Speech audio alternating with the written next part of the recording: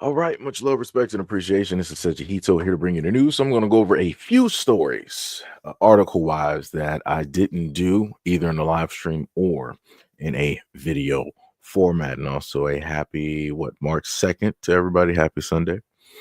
So one of the stories I found very interesting that I wanted to cover was the one dealing with the entire police force, right? So they said that an entire police force in Alabama was put on administrative leave this week after a grand jury indicted its chief and about half of its officers and recommended the small department to be abolished amid a rampant culture of corruption. All employees at the Huntsville Police Department were placed on leave as of 5 p.m. on Thursday. And local law enforcement duties have temporarily been taken over by Coleman County Sheriff's Office. Earlier this week, the county district attorney announced that the police chief, Jason Marlin, and four of his officers and one of their wives, wow, that's crazy, was indicted on corruption, tampering, and drug charges. A former dispatch supervisor, 49-year-old Christopher Michael Willingham, was found deceased at the department last summer with a fatal combination of illicit drugs in the systems. The death was a direct result, or deceasement was a direct result of the department officers' quote, negligence, lack of procedure, general incompetence, and disregard for human life. The grand jury tasked with reviewing the evidence unanimously recommended that the whole department be abolished and law enforcement duties transferred to another agency. It was found a rampant culture of corruption in the Huntsville Police Department, which was recently operated as more, well, recently operated as more of the criminal enterprise than a law enforcement agency. The department's evidence room was unsecure, and surveillance footage shows unauthorized people accessing it through a hole in the wall. Are you serious? Sounds like something from like some type of cartoon. So you got people going through a hole in the wall and using a broomstick to open the door from the inside. Evidence stored in the evidence room was what unusable in court, which was a failure to crime victims and the public. Quote, criminal evidence must be secure in order to have that evidence for prosecution and to ensure due process. The evidence room was anything but secure. These are the changes leveled in the indictment, Crocker stated. All are felonies except tampering with physical evidence with a Class A misdemeanor. Chief Marlin, 2 counts of failure to report an ethics crime and 1 count of tampering with physical evidence. Cody Allen Kelso, 2 counts of computer tampering and 1 count each of tampering with physical evidence, conspiracy to commit a controlled substance crime, and use of official office for personal gain. Kelso's wife, Donna Reed Kelso, was also charged with 2 counts of unlawful distribution of a controlled substance and 2 counts of conspiracy to unlawful distribution of a controlled substance. Jason Scott Wilbanks, 2 counts each of computerized tampering, solicitation to commit a controlled substance, and use of official office for personal gain. He also faces 1 count of tampering with physical evidence. William Andrew Shelner, 1 count of tampering with physical evidence. Eric Michael Kelso, 4 counts of unlawful distribution of a controlled substance and 2 counts of conspiracy to unlawfully distribute a controlled substance. Huntsville is a city about 3,200 that has about 3,200 residents, 43 miles north of Birmingham. Its police officers include just 9 officers, according to data from the International Associations of Chief of Police. Now, to me, this is very ridiculous. And again, I just want to note, got 9 officers. If I look at this, let me just blow this up very quickly. I don't see well, at least with the pictures here, I don't see anybody that's black. I'm just I'm just gonna put that directly out there. I don't happen to see anybody that's black. You have no DEIs in this lineup at all. But at the end of the day, you have people up here selling narcotics. You have people running through their own communities, going through whatever narcotics that they were able to get off the streets, redistributing those exact same narcotics to the streets. And then what's even worse is that one of the cops' wife was a part of the distribution. That's crazy. That's crazy.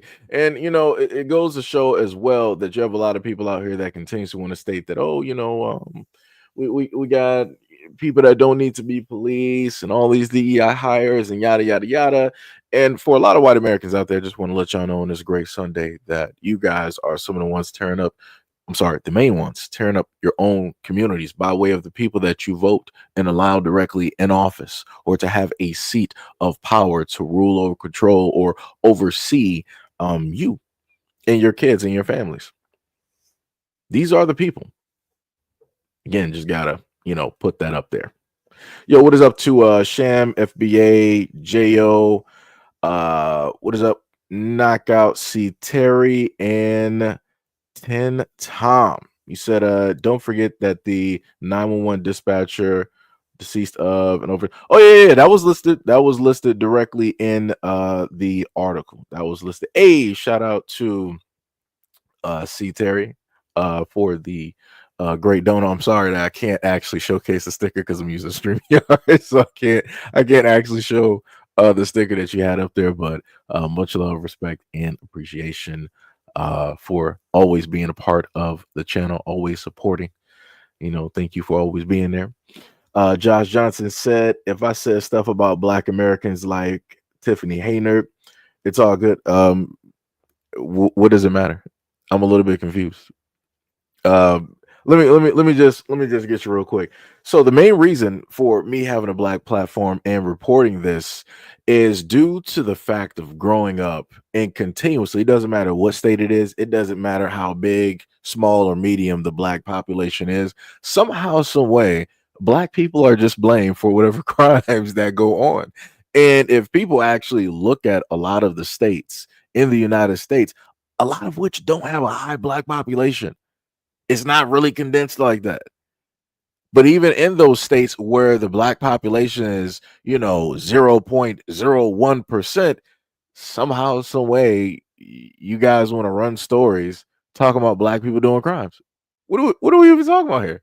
You can't even really possibly even talk about that state because Black people don't even make up any numbers realistically. You got probably a Native American or Asian or Hawaiian population that realistically has a higher amount than the Black population. Or multiracial, like some people like to say, multiracial, multicultural, right? But you're like, well, if I said something about Tiffany Hayner, why am I going to sit up there and care? Y'all do it all the time. Y'all do it all the time. This is what X is for, correct? This is what your fringe sites and groups online are for, correct? But because you have somebody that's vocally saying it, somebody that's Black American doing it, now you want to be, oh, you guys are playing the race. How would it look if I said something and I'm white? Go ahead. Y'all been doing this historically. But my main point, which seemingly goes directly over your head or lack thereof, is the fact that, hey, your own people are messing you up, screwing you over. For whatever reason, whenever we happen to highlight these things to show this directly to you, to cast this image, which you should be seeing because it's your reflection, you guys want to do this. Like, oh, what's good for the goose is good for the gander. However, we can play those games too. And again, you're going to play it directly into the grave because you're going to sit idly by because you don't want to be fixated. You don't want to focus in on the people that's actually disrupting your living habits. These people that I'm showcasing to you right now are literally tearing up your white communities, destroying your white homes, your families, your kids. And you want to sit up there and try to play some whole other type of game. Like, y'all stupid. Y'all 100% stupid. Y'all don't get it. You just do not get it at all. And the craziest part is this whole country could fall right now. It could literally collapse. It could fall. It could be Armageddon. Somehow, some way, you guys are going to make it from whatever cave or crevice and sit up there and try to blame Black people. Try to find somebody Black doing something. All held and set up there and broke loose. There's a fire streaming directly from the ground. Your main focus, let's sit up there and see what the Blacks are doing. They must be sitting up there stealing whatever is left. huh, they got to be still in the heat from the flames or something. That's y'all mentality, because you don't want to focus on how it is that you guys want to destroy everything. You guys got to make somebody else the focal point. That's crazy work.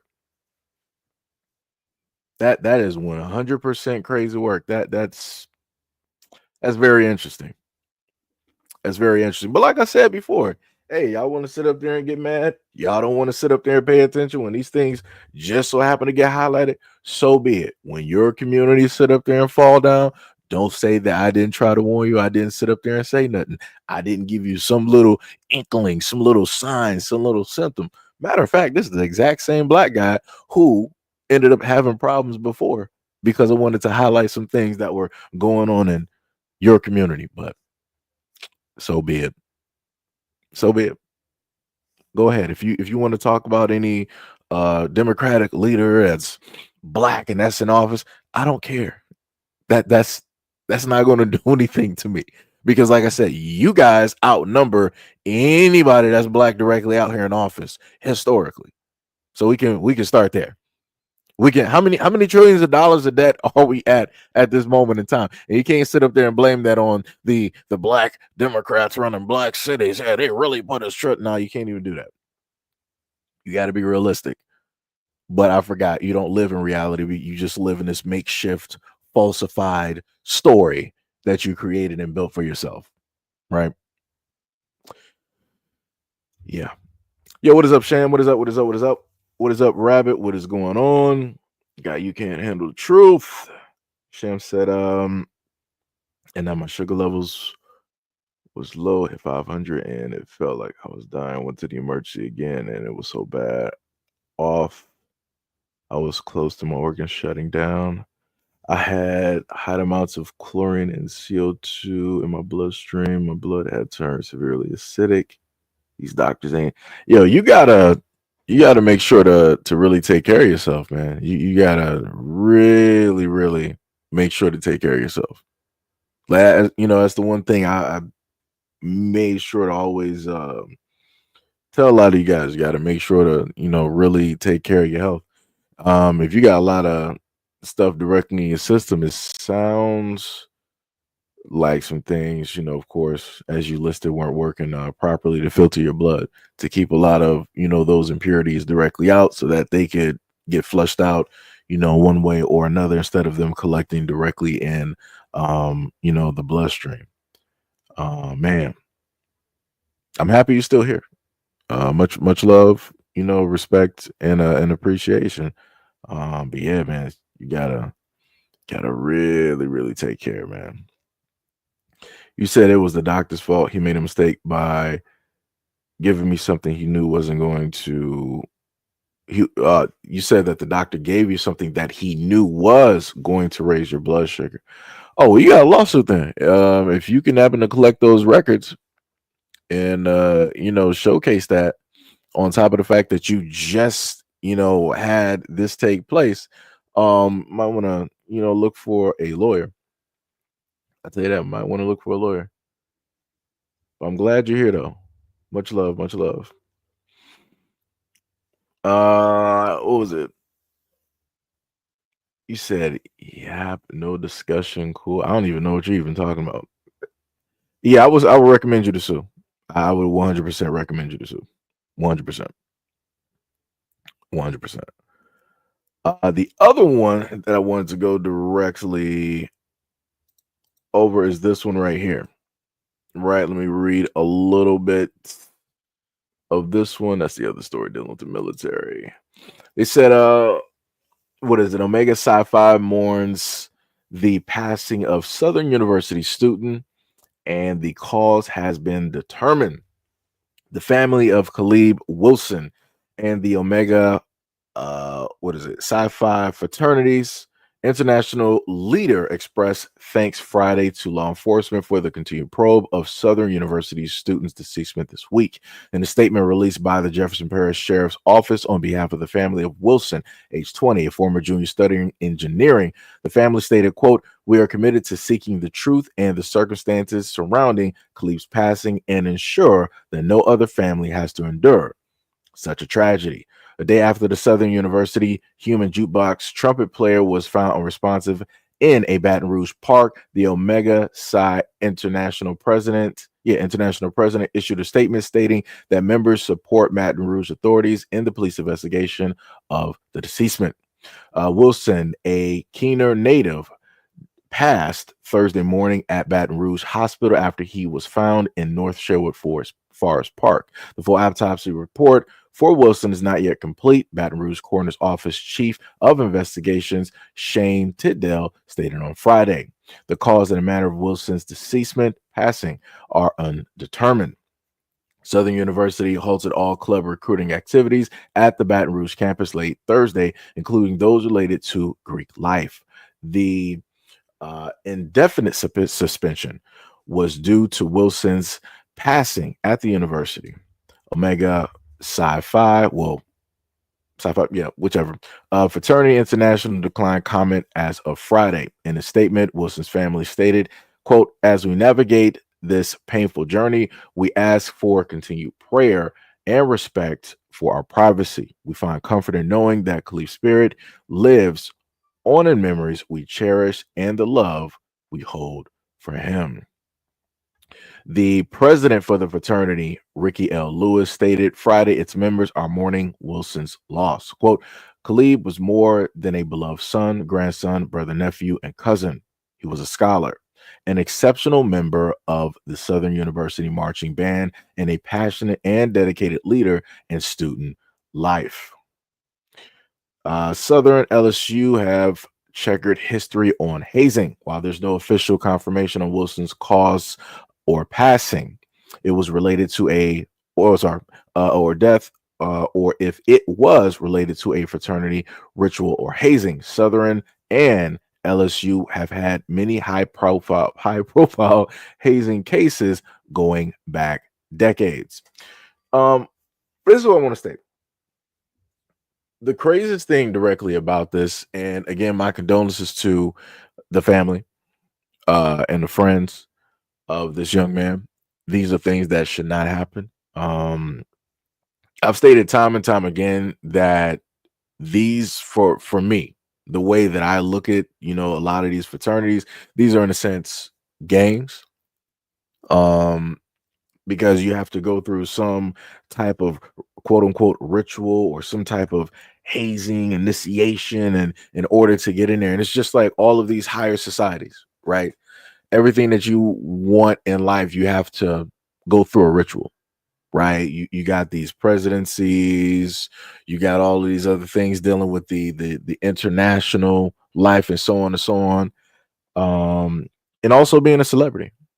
Right, there's a certain type of ritual which we've all heard of before, that people have to take, or different oaths, right, that people have to do, or certain humiliations that people have to go through in order to be a part of the group, right? There was one comedian that said that this whole thing is one big giant club, but you're just not invited, and that's why. Because all of these celebrities, all of these different personalities have to go through and do certain things in order to be a part of this group.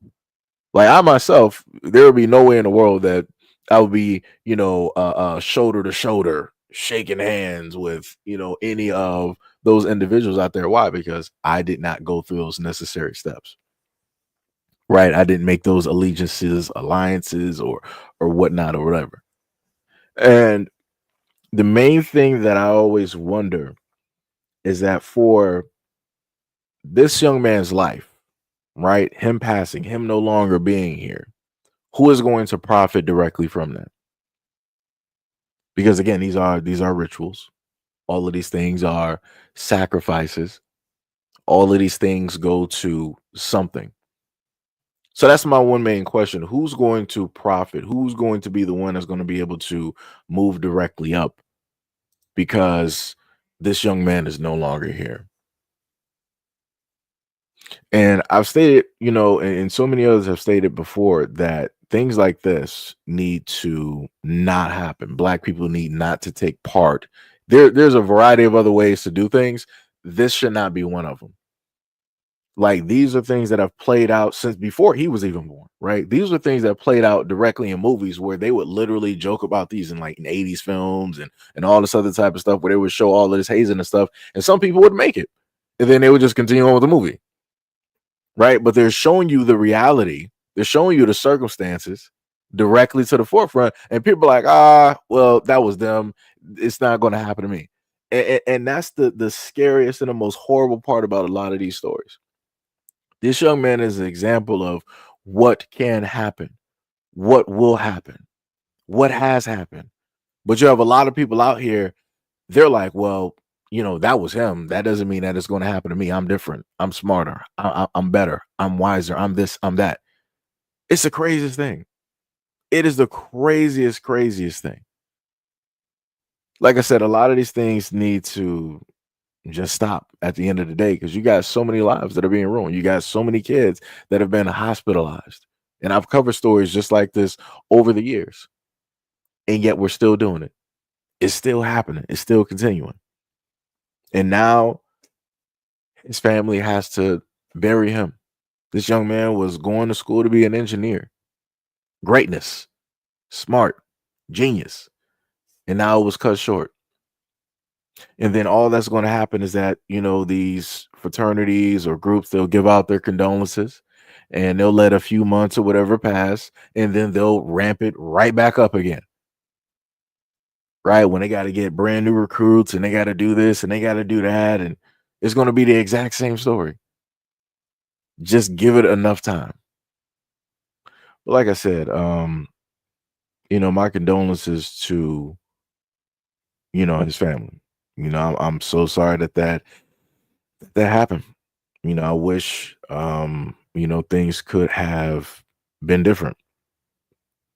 It's crazy. It is crazy.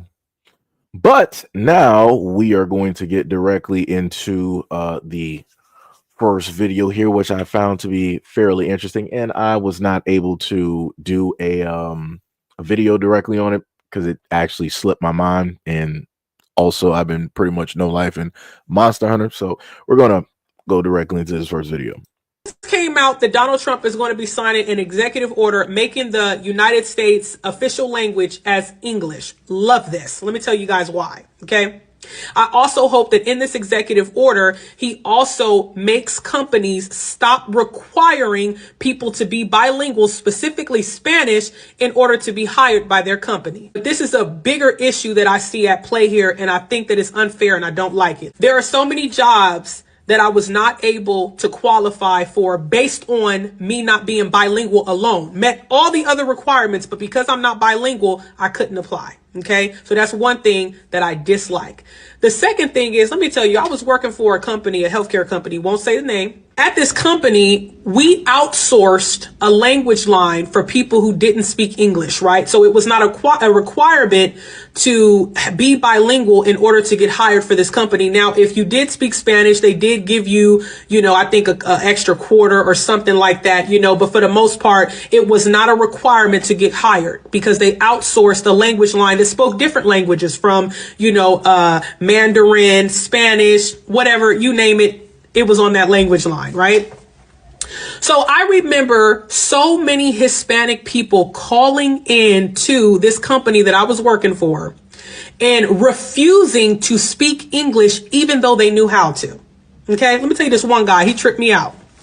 So of course, when they call in and they choose Spanish, right, and I pick up, I had this one guy tell me, why do you guys ask if we want Spanish, but then you have somebody who speaks English pick up? Like flexing their authority, right? Mad that why are you picking up? I asked for somebody Spanish speaking, so why are you picking up? And complaining about it to me in proper English, speaking just like me, mad, right? So then, of course, I'll offer them the language line because that's an option. Can't tell you how many people get upset because they don't want someone to translate for them, right? They don't want to speak with me and have to have a third party translate. They want to speak directly to the person. Now, for people who do not speak English at all, can't comprehend it, can't speak it, absolutely understand, right? Normally, those people don't have a problem with the language line. It's the ones who absolutely know how to speak and comprehend it and they mad, which is mind-boggling to me.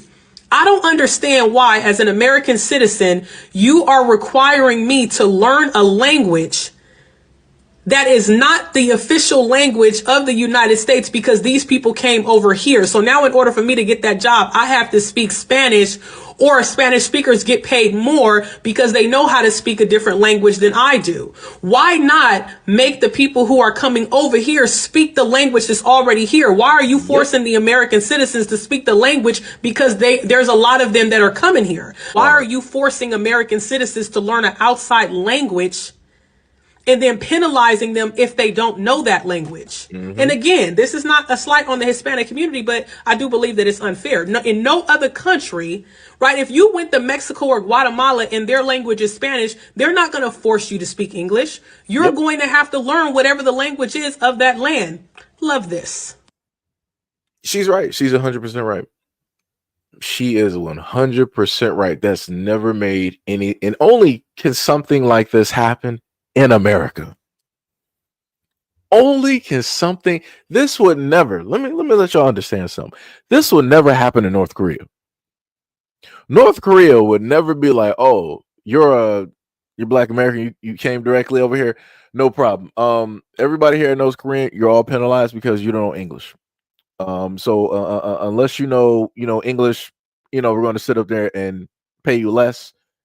If you do know English and you're here, guess what? You're going to get paid more. So you mean to tell me? Let me just get this straight. So anybody that is Hispanic, that is bilingual, they're just initially automatically going to get off the bat. They're getting paid more because they know how to speak Spanish because that is their language. So why wouldn't they, right? So they're automatically getting paid more. But then people who are American grew up, raised here, born and everything, right?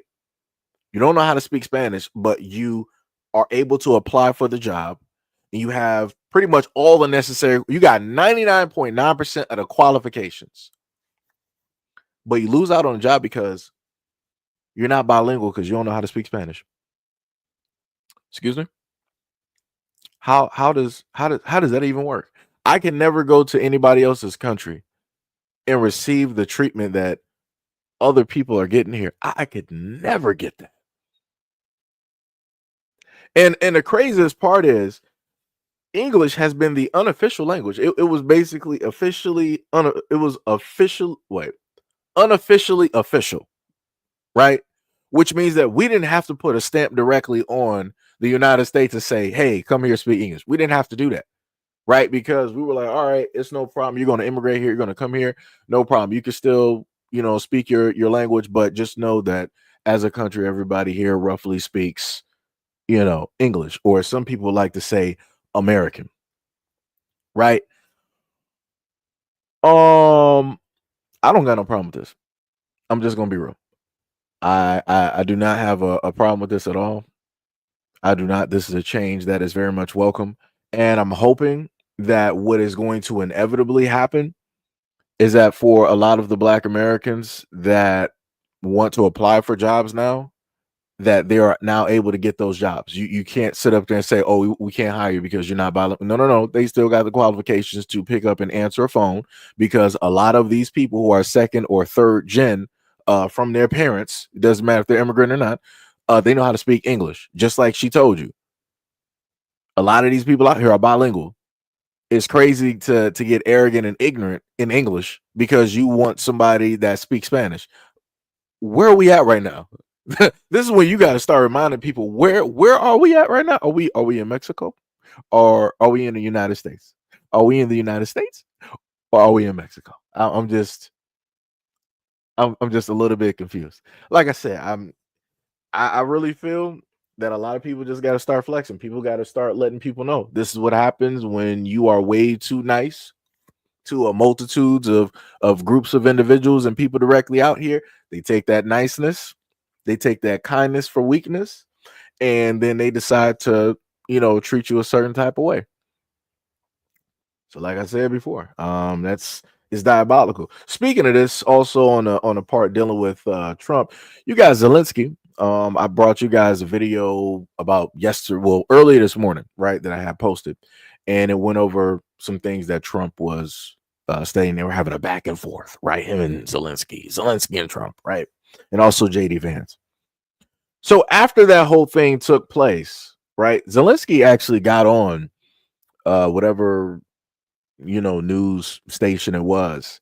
And he was like, well, if the United States is no longer going to support us, then we're going to ask for Europe to support us. About I think he said, like, what was it, like 200, and did he say 250 billion, or was it 250 million? It was either million or billion. It was somewhere in there, something crazy. And I'm like, how do you just roll up out of nowhere, automatically telling another country, like, hey, if America does not sit up there and support us, you guys got that bill. Y'all got us, right? Right. Yo, that's crazy. That's some diabolical work. Let me tell you something. I've never in my, like, the stuff that I am seeing in 2025, I've never seen in my existence. And when I was younger, I would sit up there and watch a lot of news. I would sit up there and watch a lot of news. Wait, what?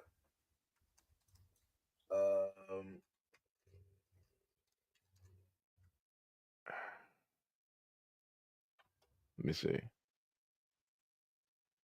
Yeah, I don't know why you got that random rest in peace directly in the comment section. That's a little bit weird. I'm like, I don't even understand that one. What is up? What is up, Gray? What is up? What is up? What is up? What is going on? Yeah, I don't know what y'all writing that for, cause ain't nobody passed. So I'm a little bit confused. Let me see some. Let me just check something real quick. Let me just look. This ain't nothing trending. Let me see. Because that would have been the biggest story known to man. I could sit up there and tell you that.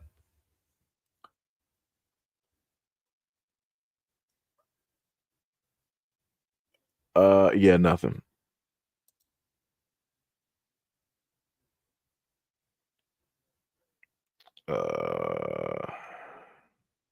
Well, you said it was a car crash in Houston. I mean, that doesn't. Man, y'all just saying anything right now. Swear to goodness.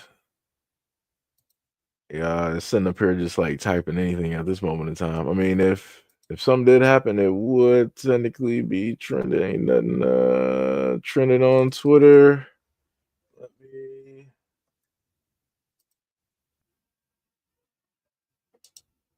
Let me see.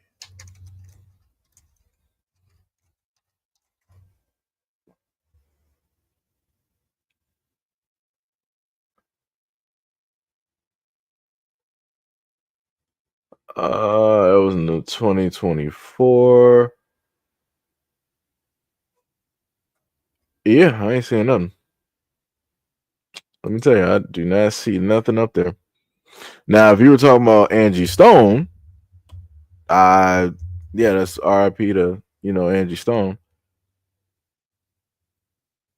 Yeah, I think I just want to say all black people don't look alike. I just want to put that directly out there. I don't know if these are bots or not. I'm guessing that these are bots. Guessing these are bots. But yeah. Where's the gold? More than $350 billion in the bag. Yeah. Rabbit said Ukraine and America equals true. Let me see. Songly said, I love that you're here below. Hey, much love, respect, and appreciation. Jedi Sage, what is up? You said streets say that they got her for money. Oh no, I got a video directly on NG Stone. That's about like the third video. No, I'm sorry, it's about the fourth video. So yeah, we got that one. Oh, I got you. So let me go to the next one. This is dealing with the police real quick. Are you okay? Do you need an ambulance? The funny ambulance for I'm biting my field. Telling me what? My love, what? Exactly. What the f you want? Exactly. My grandma, I'm finna get on a bus. Get off my dick.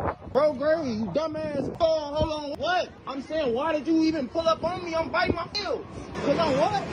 I couldn't hear you. What?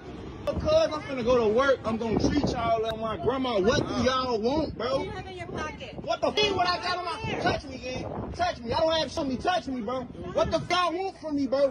What the f y'all want from me, bro? You see this song? What I got in my pocket? I don't have something, gang. Record this. I'm catching a bus. They randomly jump out talking about, what do I mean? What? Do I need an ambulance? Bro, stop y'all cars. Look at this. So y'all just made my day. Y'all just made my food my way to work. Y'all stopping me on bro grade. Keep going. I know. You just made me miss the bus. Y'all made it look like I'm detaining you. My grandma. What's your name? What's your... I'm not touching you. Don't touch me. What's your... Don't touch me. Y'all just made me miss the bus. I ain't gonna say don't get too close. So there was a little bit of editing that had to go in there because there was a lot of cussing there. So yeah, that's why there was a lot of cuts. But the main thing that you were able to see, and in a sense here, you got a black man that was waiting in Chicago. He was waiting for the bus to go to work. Simple. He wasn't out there doing nothing else, sitting on the side, waiting on a bus. A lot of areas don't happen to have your standard issue bus stop where it has an enclosure where you can just sit there and it's a bench. A lot of times there's a bus stop and you got the pole directly right there, and you're standing. You're standing there for about 30 to 45 minutes waiting for that bus, no matter what the weather is. And it's a lot of instances where I've seen this happen to a lot of young black men where the cops just want to pull up and they just want to harass, a black man for no reason. I'm like, what are y'all doing? And I want people to understand is the reason why they do these pop-ups or these pop-outs in these unmarked cars, because they're expecting you, they want to generate a response so that they can perform a certain action. So they didn't get the response that they wanted from him. They were expecting as soon as they pulled up that he was going to start running. That's what they wanted him to do, so that the action that they were going to perform, which is chase, put hands on him, search him, pat him down, run his name, do all of these things, right? That's what they wanted to happen. But because he didn't give that necessary action for them to do so, this is why they're just standing there looking stupid. They all jumped out the car. One male cop, two female cops, all jumped out the car, and they're basically in front of him at the bus stop, all looking stupid. Like, that don't make no sense. That dude got every right to sit up there and be mad because it's like you're bothering this dude. He just wants to sit up there and get to work, sit up there and make whatever money he's going to make and come back home and do whatever. You're sitting up there messing up his whole day. And not only that, you sat up there and was out there for so long that you had the dude basically miss the bus. The bus basically went past that stop and went to another stop because they're not going to stand there and wait for you. If the police are basically talking, the bus driver's like, okay, well, it is what it is. So now this dude's going to be late for work. And who's to say that the supervisor, whoever it is that he has, is going to sit up there and take that as an excuse?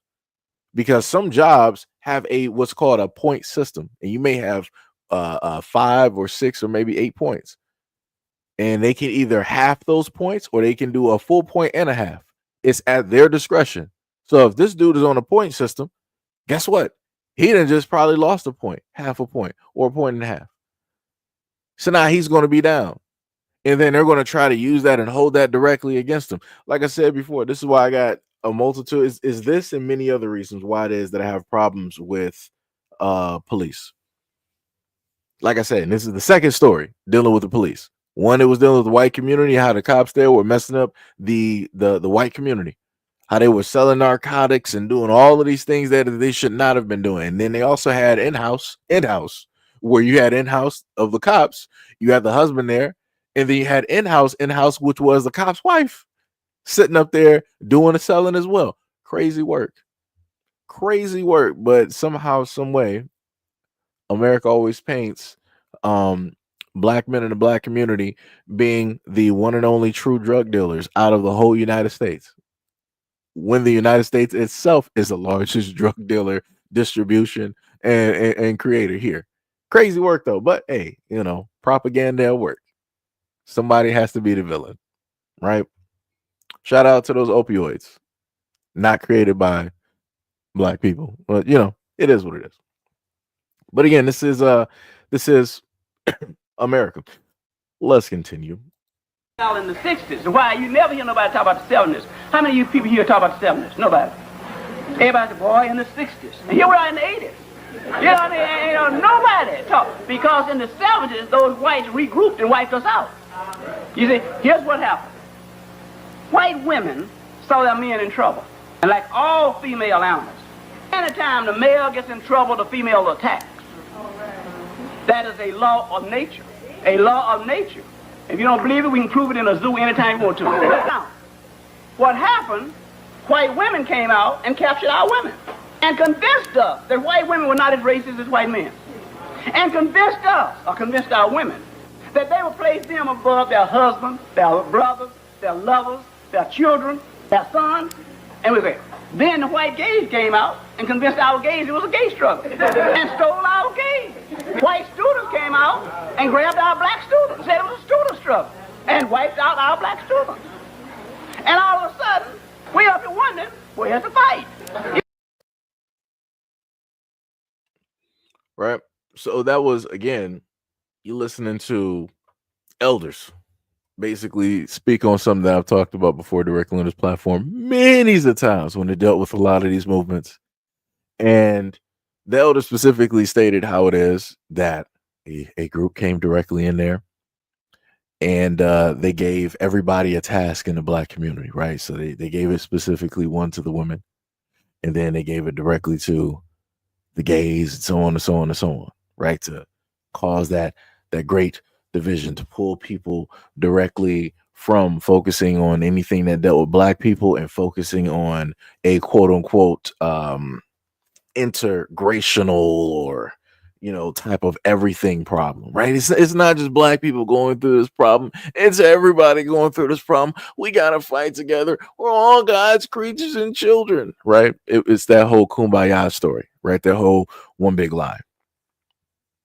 And we see where that basically got the black community. And again, the black community is pretty much the only community that is always told that, hey, you guys need to stop just solely focusing in on yourselves. While at the same time, people are like, yo, black people, you guys need to fix yourselves. You guys need to. It's crazy how that works, right? On one end, America is like, hey, black people, look at what you guys don't have. You guys need to create something. You guys need to, work for yourselves. You guys need to come together. You guys need to sit up there and create. And then when we take that advice and we listen, the same people come back and be like, hey, black people, why are you guys so such into division? Why are you guys trying to segregate yourselves? Why are you guys trying to big up and build yourselves up and invest in yourselves? Why don't you guys want to be around other groups of people? Why are you guys shunning us all away? Why don't you guys want to share? But when you bring this up and you showcase this to the forefront to people try to make it seem like you're crazy. As a black person, they really try to make it seem like you're crazy. It's like, no, you guys don't know what you're talking about. We've always wanted you guys to be around us whites. No, you didn't. No, you didn't. No, you didn't. No, you didn't. No, you didn't. Like I said, sleight of hand, great trickeries that go on, great deceivers, that take place. That's directly out here. So it's a very beautiful thing. Very beautiful thing. Let me tell you. My goodness. My goodness. My goodness. My goodness. But hopefully this will be the point in time where, you'll have a lot of people, those who are in the gay community, black people in the gay community, will start to realize, because as I've stated before, they are a minority within a minority, right? They make up the smallest amount when it deals with the representation. The funniest thing is when it deals, if you actually look at or think about the black community, when it deals with the gay community, black people are overrepresented because because people will sit up there, let's say, look at Atlanta, right? For all intents and purposes, that would be considered out of the world. That would be the black gay mecca, right? Just like you have California would be the gay mecca for everybody else. And technically California, then you got, in a sense, like New York. those two areas there. But the actual worldwide gay mecca, and I've covered this area about quite a few times, at least a handful times, which is Tel Aviv. If you don't know where Tel Aviv is, you might want to look that up and look at what's in close proximity, what is close to, and who's there, and all of these things. But Tel Aviv is the gay mecca of the world. There is no place larger, no place happier than that place, right? And but nobody wants to look at that. Nobody wants to, fixate or focus directly on who is the main population, the highest demographic. They have to make somebody the poster child, right? And when they tend to make somebody the poster child, they'll tend to add a negative directly to it. Even though all the rest of them are doing the exact same thing, if you're black and doing it, it's going to be an asterisk right there.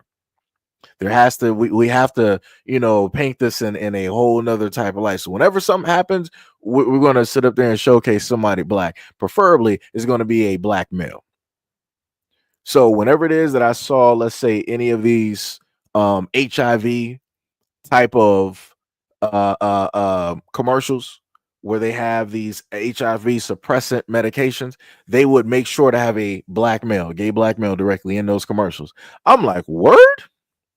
I'm like, so I'm like, not saying that that's not something that is like that's happening, but I'm like, out of all of the groupings of people that make up the mass majority of the community, you would want to showcase the face. And I understand and I get the fact that some people want to talk about being underrepresented when it deals with certain things. I get that fact. But being overly represented, and then overly represented to the fact where they want to throw your image directly in a commercial to say, like, hey, this is you and this is all you and nobody else, that's some crazy work. That's some crazy work. Crazy work. Yo, what's up, K5? What is up? What is up? What is up? Much love, respect, and appreciation. What is up? What is up? What is up? But yeah, it's crazy, man. And like I said before, I've covered and I've talked about a lot of topics here, regardless on if people, like the topics or not, or, all this other type of stuff. I did my due diligence to try to cover every single topic, even if I am not a part of or of that community. I still try to highlight some of the issues and different things that take place and happen. But hey, like I say, you can't make everybody happy, and everybody don't want to sit up there and pay attention. So it'd be like that, man. You live, you learn, and then there's Huggies. I think that's how that commercial used to go. I don't know. I don't know. It's just me, But you said Brother Ninja was playing that girl to pay attention to prep commercial again. Red flag. Some more slanders work. It is insulting. Yep. Bushido, what is up? What is up? What is up? You said, what up, brother Seiji? I hope your day is going well. Yeah, it's going all right. I've been, no life in Monster Hunter, but yes, it's been going all right. Let me see. It's like saying that they're stupid and they'll never suspect a thing. Yeah. Jedi Sage said all the ties into our struggles and makes theirs ours technology. Bars. Yep, it'd be like that. Let me tell you. But like I said, people will figure it out. People figure it out. But the funniest thing is when I look at the commercials that I happen to see, I don't see the same exact talks on Twitter. I'm sorry, X. If anybody's been on X continuously and throughout the years, you know that the conversations are drastically different.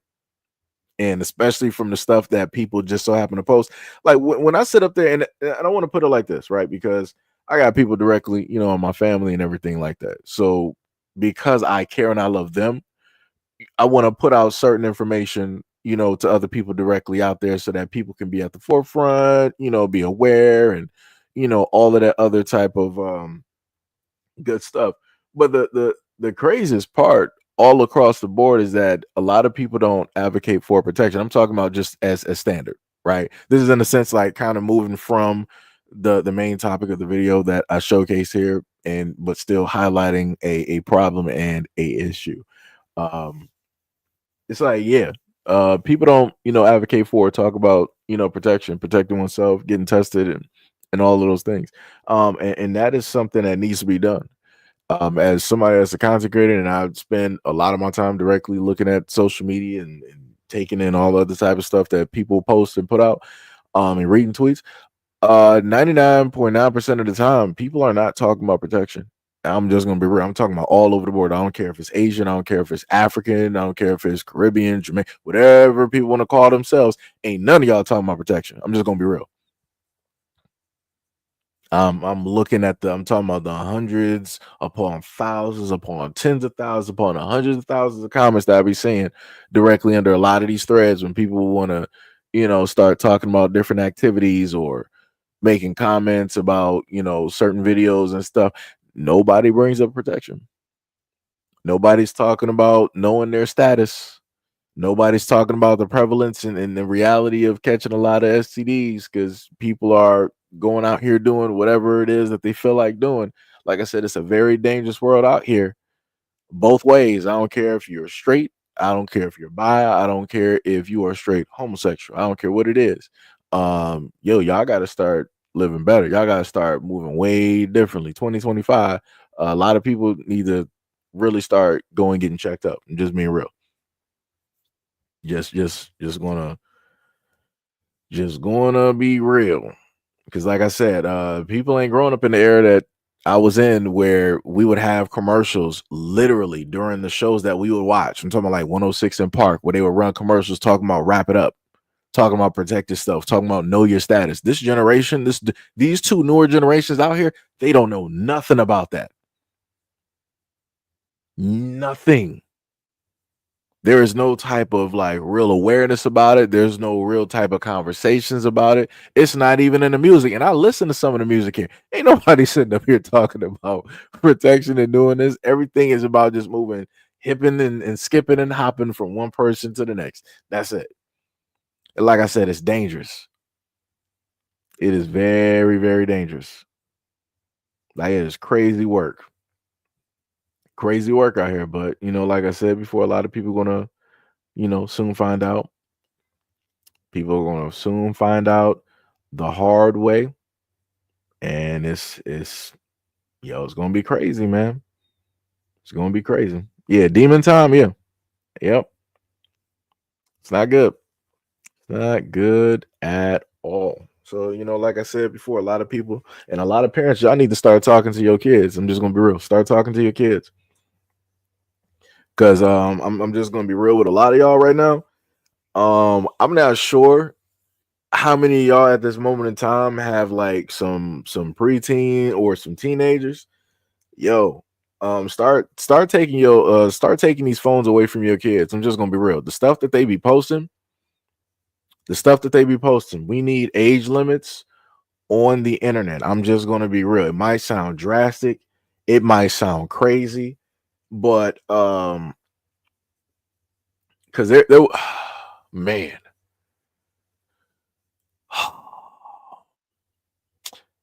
How can I sit up there and just, I'm not even sure how to even sit up there.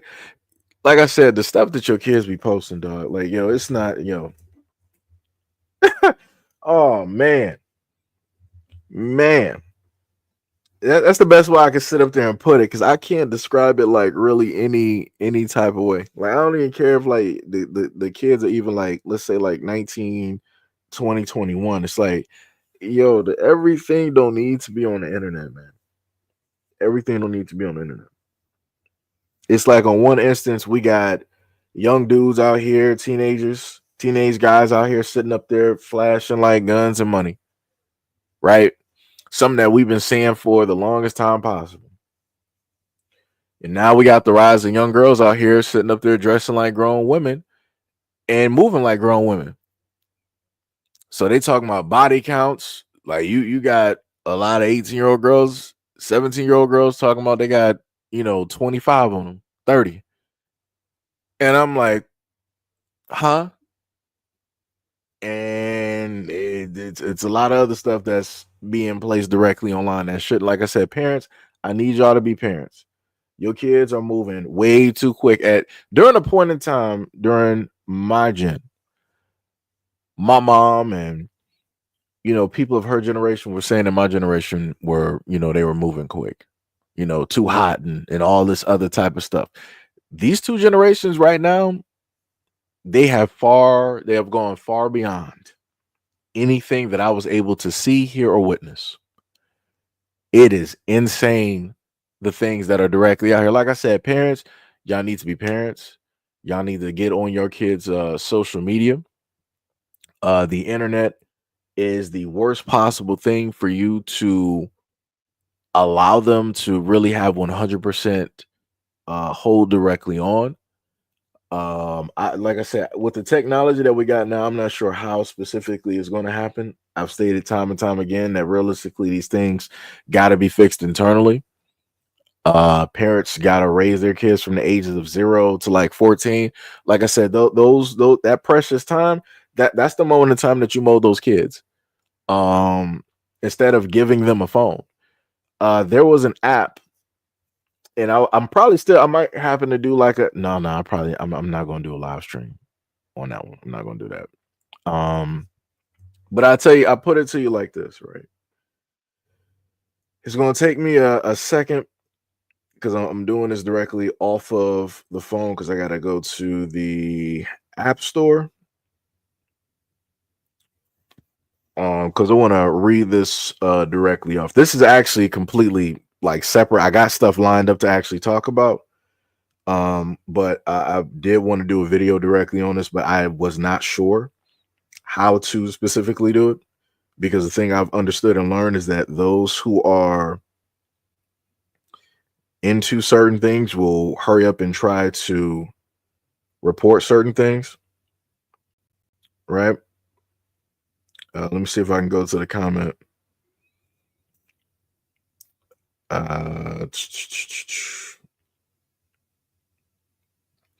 Because if you go, so it's an app called Likee. That is Likee, right? Likee. And I want people to understand how bad the app is. Because I think, yeah, they started deleting, I think they deleted a lot of the reviews. Because if you go to, let me see if I can go to critical. Yeah, because it looks like they deleted, because one of the lower star critiques that they had on here was talking about the fact that you have a lot of adults. So this is the problem, right? So you got this app. I think maybe I did do a video on it a while ago, but the app is called Likee. So for any parents directly out there, it's called Likee, right? They basically tried to make another app that's sort of like another TikTok. TikTok originally you had kids and stuff directly on there. Those are the ones pretty much, moving stuff directly on the app and everything, and then everybody else jumped on it, right? Likee is pretty much the same thing. The only difference is you have a certain how can I sit up there and put this? You got certain types of individuals, because I gotta try to say this differently because I gotta remind myself that certain people out here are considered a protected group. Shout out to YouTube for letting me know that, right? Certain people out here are a protected group. So if you know the people that I'm basically talking about, then you understand why I'm bringing up, this app and everything like that, right? You got certain people that go directly on this app and they will leave comments directly on profiles.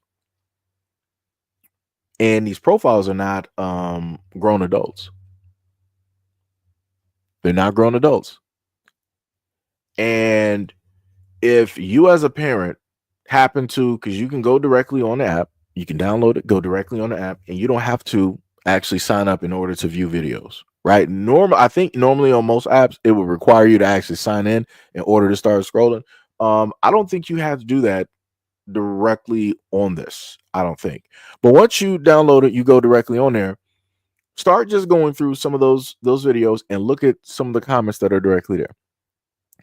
Because I want to state it should have been about December when I saw some of the comments that were being highly, I'm talking about when I mean critical of this app, they were being highly critical. And you had people openly talking about like, hey, this app is not good because, you know, there are no type of, you know, protections for said individuals that are, you know, here that are just doing, you know, just random videos, random stuff that kids do. Right. There's really no protection, you know, directly for them. Don't know who's, you know, moderating the platform and all this other type of, because some of the comments that were directly there, they have some very I would say jail prison worthy comments from individuals there. But like I said, this is just me giving that, putting that directly out there to a lot of you guys who are parents, who are guardians, as a key cut, clear example of why it is that you need to pay attention and watch your kids. It's even to the point that a lot of those on there understand and know that you got certain people that will leave comments and give attention. So they'll just like cover their face and they'll still do whatever. Like I said before, I need a lot of parents. I need a lot of parents. I need a lot of parents to start being parents, to monitor their kids, like I said, I don't know. Like I said, I don't know. It it feels like to me, like even like talking about this is a losing situation because I feel like nothing's going to get done, and I feel like a lot of parents, you know, just ain't going to hear me, not going to, you know, really listen, not going to really take heed to the word. Because things, like I said, things like this should not be happening. I've reported on principals. I've told you about teachers, teacher assistants, I was going to say step teachers, Jesus Christ, substitute teachers, and so on. Like it don't matter what field or what job any of these people were in, they had one goal, and they went directly after that one goal. And the main thing I'm trying to do is the same thing that I've been doing for over what 4 or 5 plus years, is to put a warning directly out there to the adults that do care, to the parents, to the guardians that actually do care about these situations and a lot of these topics, so that you guys can be ahead of the curve, so that you can potentially save your kids. Because there's other incidences as well that I've covered where you've had young girls who've opted to run away from home because they were talking to somebody online. And as somebody online, I guess, hyped them up, or, you know, told them like, you know, I can make your life better. You know, you can come out here and live with me and we can be happily ever. And guess what? That girl is never found ever again. She's never seen. Now, I'm not going to sit up there and say that, you know, the girl is clear cut dumb. She is. But also part of that ignorance comes by way of the parents not somehow, some way, not facilitating the type of love or nurturing or something there that is in a sense missing. So therefore she has to go elsewhere to sit up there and look for it. She got to go at the age of 13 or 14, talk to some grown dude online that's hyping her up, filling her head up, and now she want to run away and be with this grown adult. And then now your daughter is gone. Now she's missing. Now you got to sit up there and plan a funeral. Now you out here asking people for, you know, any words, anything like that. When all I've been sitting up there telling people time and time again is like, yo, watch your kids. Be there with your kids. Have dinner, have lunch, have conversations. Be interested in what your kids are interested. Like I said, that's the whole reason I made it to the age that I'm at right now. My mom was interested. Now, of course, we didn't have the internet like we got it right now. But again, even outside of that, we were outside. You know, we went to like the store, we went to the mall, we did all of these things. We hung around various groups of people. But depending on how you were raised, depending on how involved your parents were with you at home, automatically dictated what you were going to do outside. Because of how I was raised, I made sure I had like-minded people. I made sure I wasn't dibbling, dabbling in drugs and alcohol and doing stuff that I was not supposed to be doing. Even still to this day, I'm not dibbling, dabbling in any of those things. Because it's not a necessity to me. It's not a need for me. Also because my mom was there, right? So she could sit up there and tell me stories and let me know things that she saw when she was in high school, what other people suffered through and went through, and all of these things. She gave me those stories. And I'm like, yeah, I don't want that to be me. I'm good. All you need is one example. I'm good. Right. So, like I said, I don't know. It seems like a lot of people out here want to have kids, but they don't want to be responsible. A lot of people want to, have kids, but they just don't want to be responsible. A lot of people just want the title of being a parent without even actually being a parent. And the kids got to suffer, and society has to suffer because of their poor decision making, all because people want a title. It's crazy. It's crazy. But anyways, off of that switch of the topic. Yo, what is up, Mo? On to the next video, and this one is dealing with Angie Stone. This was a topic that was, in a sense, brought up earlier. Let me make sure this is all the way back. Here we go. After 40-something years in the business, I'm like, well, why? Where are my royalties going? Because I'm not getting this. Come to find out, Universal Music has been receiving all my royalties, all my mechanicals. They've taken pretty much everything. They've stolen, I won't say stolen, but they have taken all the monies that were due to me. They have basically absorbed in that company. And even though there's several class action lawsuits, people that were working on my behalf never even registered the songs. All the songs that I've done, I'm only coming to find out they were not properly registered by the companies that I signed over to. People that were supposed to do their due diligence.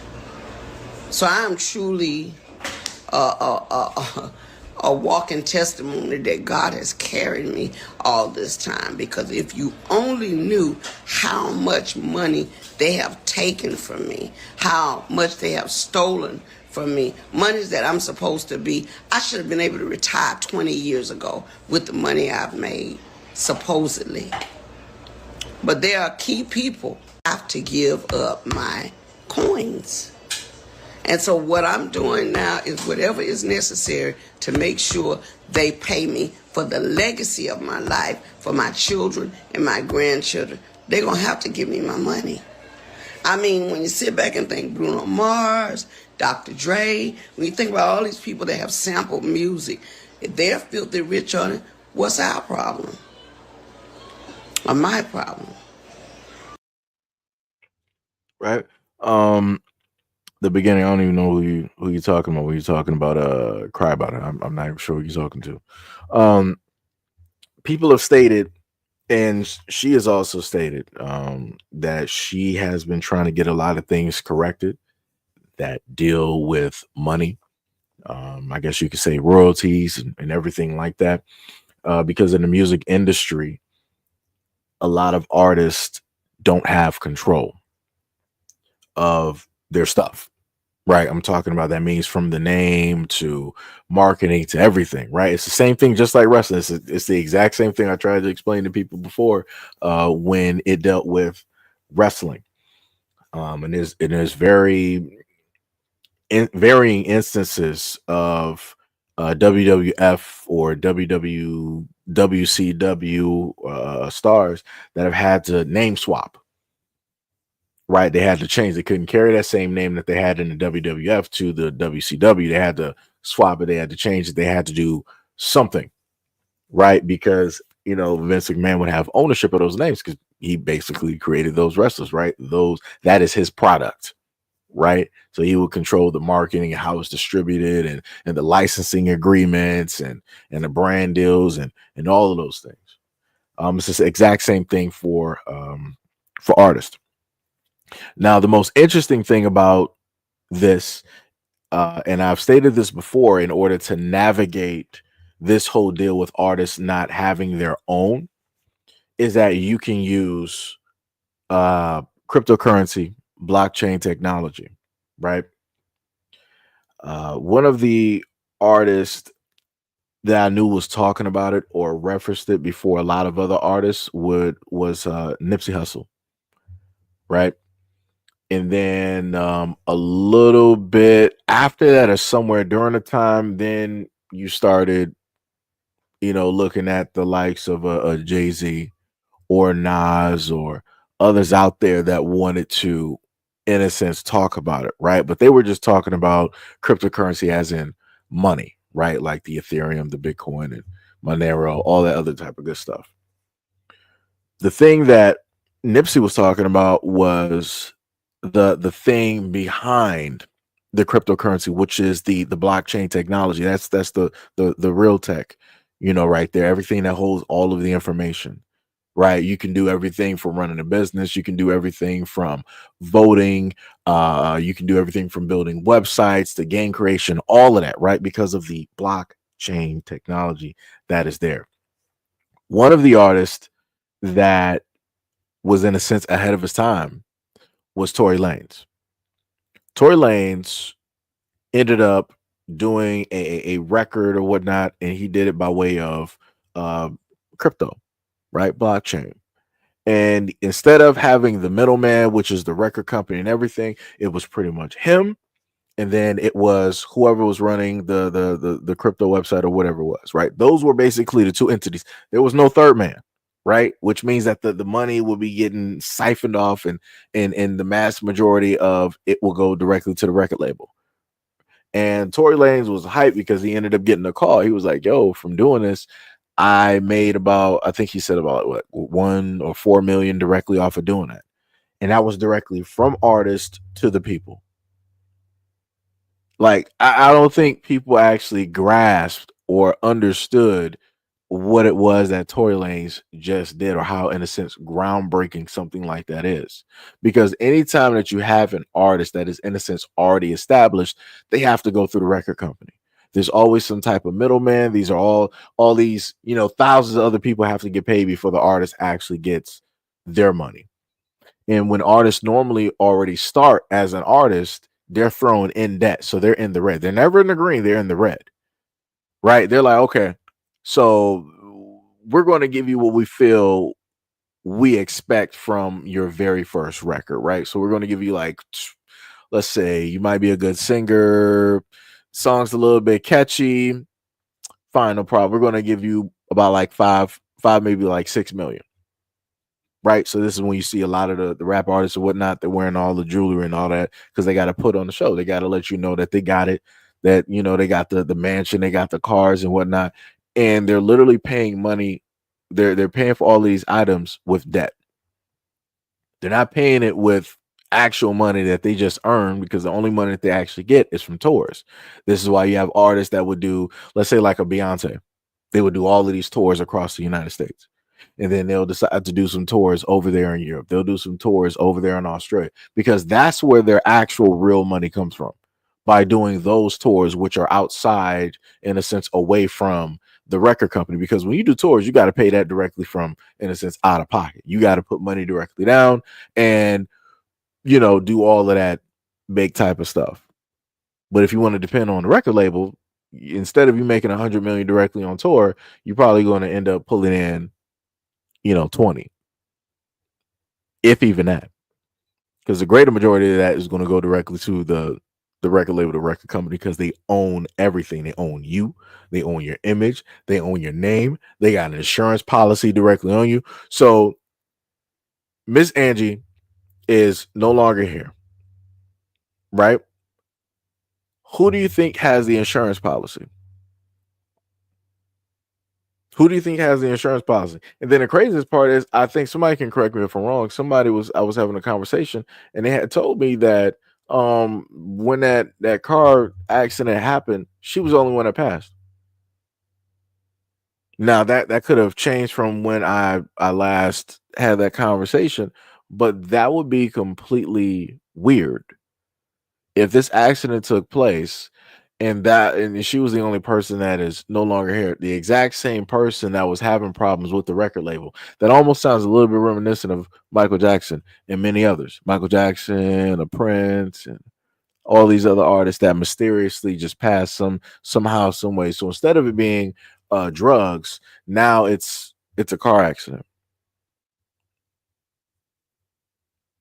Like I said, all these record companies, they have insurance policies on these artists. So one way or another, they're going to sit up there and get their money off of these artists. One way or another, they're going to get their money directly off of these artists. Like I said, it's crazy. And they always sit up there and say that you're worth more dead than you are alive. So don't be too shocked where you start seeing over the next few weeks to a few months that out of nowhere, Angie Stone's music is getting played heavily. It's now going, up in the charts. But I'm like, how is that possible now when she was alive? I'm like, you didn't have magically people just showing up out of nowhere, just awesomely just playing it. And then the other thing that I found as well online is that you got people trying to say that soul, like neo soul and whatnot, and this has to be from the newer generation. Saying that music is corny. I'm like, there's nothing corny about people, love. Like she was one of the first artists, like back when everything was taking place. Like you had the Macy Gray, you had the Angie Stones, you had the Erica Badu's, you had the Jill Scotts. Like I looked at those women, I'm like, yo, they beautiful. I'm like, all right, okay. So I see you, directly, out here. I'm like, oh, okay, all right. And then, she had one of the songs that, in a sense, elevated black men. You saw varying different types of black men directly throughout her video, and her basically preaching on and standing on how much she basically loves black men, how no matter what, she will always be there, she will always support, she will always be in the corner, she will always respect, she will always value. You don't have music. The reason why stuff like this is called corny is because you don't have this type of like love anymore. There's no, actual love in music anymore. Music, for all intents and purposes, is full of a lot of degeneracy. It's a lot of, it's not even like it's a split. Like let's say like the 2000s and the 90s, you used to have like it was an even playground, right? As much as you heard rap, you also heard love or relationships or marriage, right? You had that R&B, you had that soul, you had that neo soul, right? You had that to counter. You don't got that no more.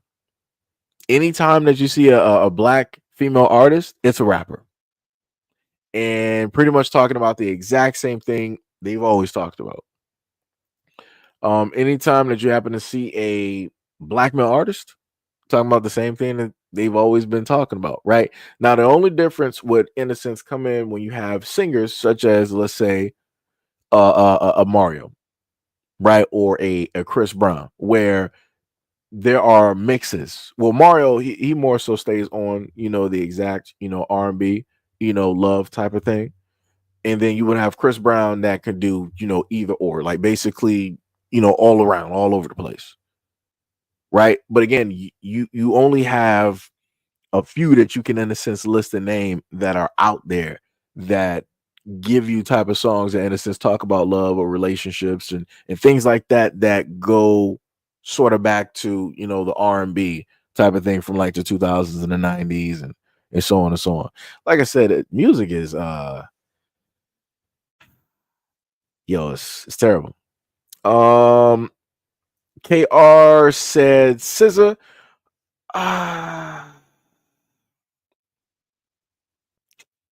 You know, it's a it's a little bit tough because I'm looking at things a little bit differently. Because I know of SZA, not the complete discography. But I more so know SZA due to the fact of, of course, Kendrick, Black Panther. Um, and I also know her by way of the fact of looking at her, meaning seeing her body just morph. Um, like I said, it's a little bit tough, right? And like I said, I can admit that I have my biases when it comes to, certain types of things. Because if I am to, in a sense, compare, let's say, like the R and B and things like that, where the Jill Scotts, Erica Badu's, Lauren Hill, different, all of those women are beautiful, all in their own right. And they did not necessarily do anything to drastically change their body, right? Um, what was it? What was it? I'm trying to think of India, case in point, India RE, right? One of the most beautiful songs that I love, right? I Am Not My Hair. That's my mom's favorite song. She would always have that, and I would hear it, on the radio, getting picked up from school at one point, or another. I think she also had her CD at a moment in time, right? Um that was her. That was just like natural, beauty. It doesn't matter like if she had, her hair or not. It was just that. When I look at a lot of the women now that are in music, they will preach about being beautiful and loving who it is that they are, but at the same time, they will go and get surgery. So you're spending and giving a false narrative to a lot of these women and a lot of these young women and these girls that's looking directly up to you, knowing the fact that you don't necessarily realistically love yourself.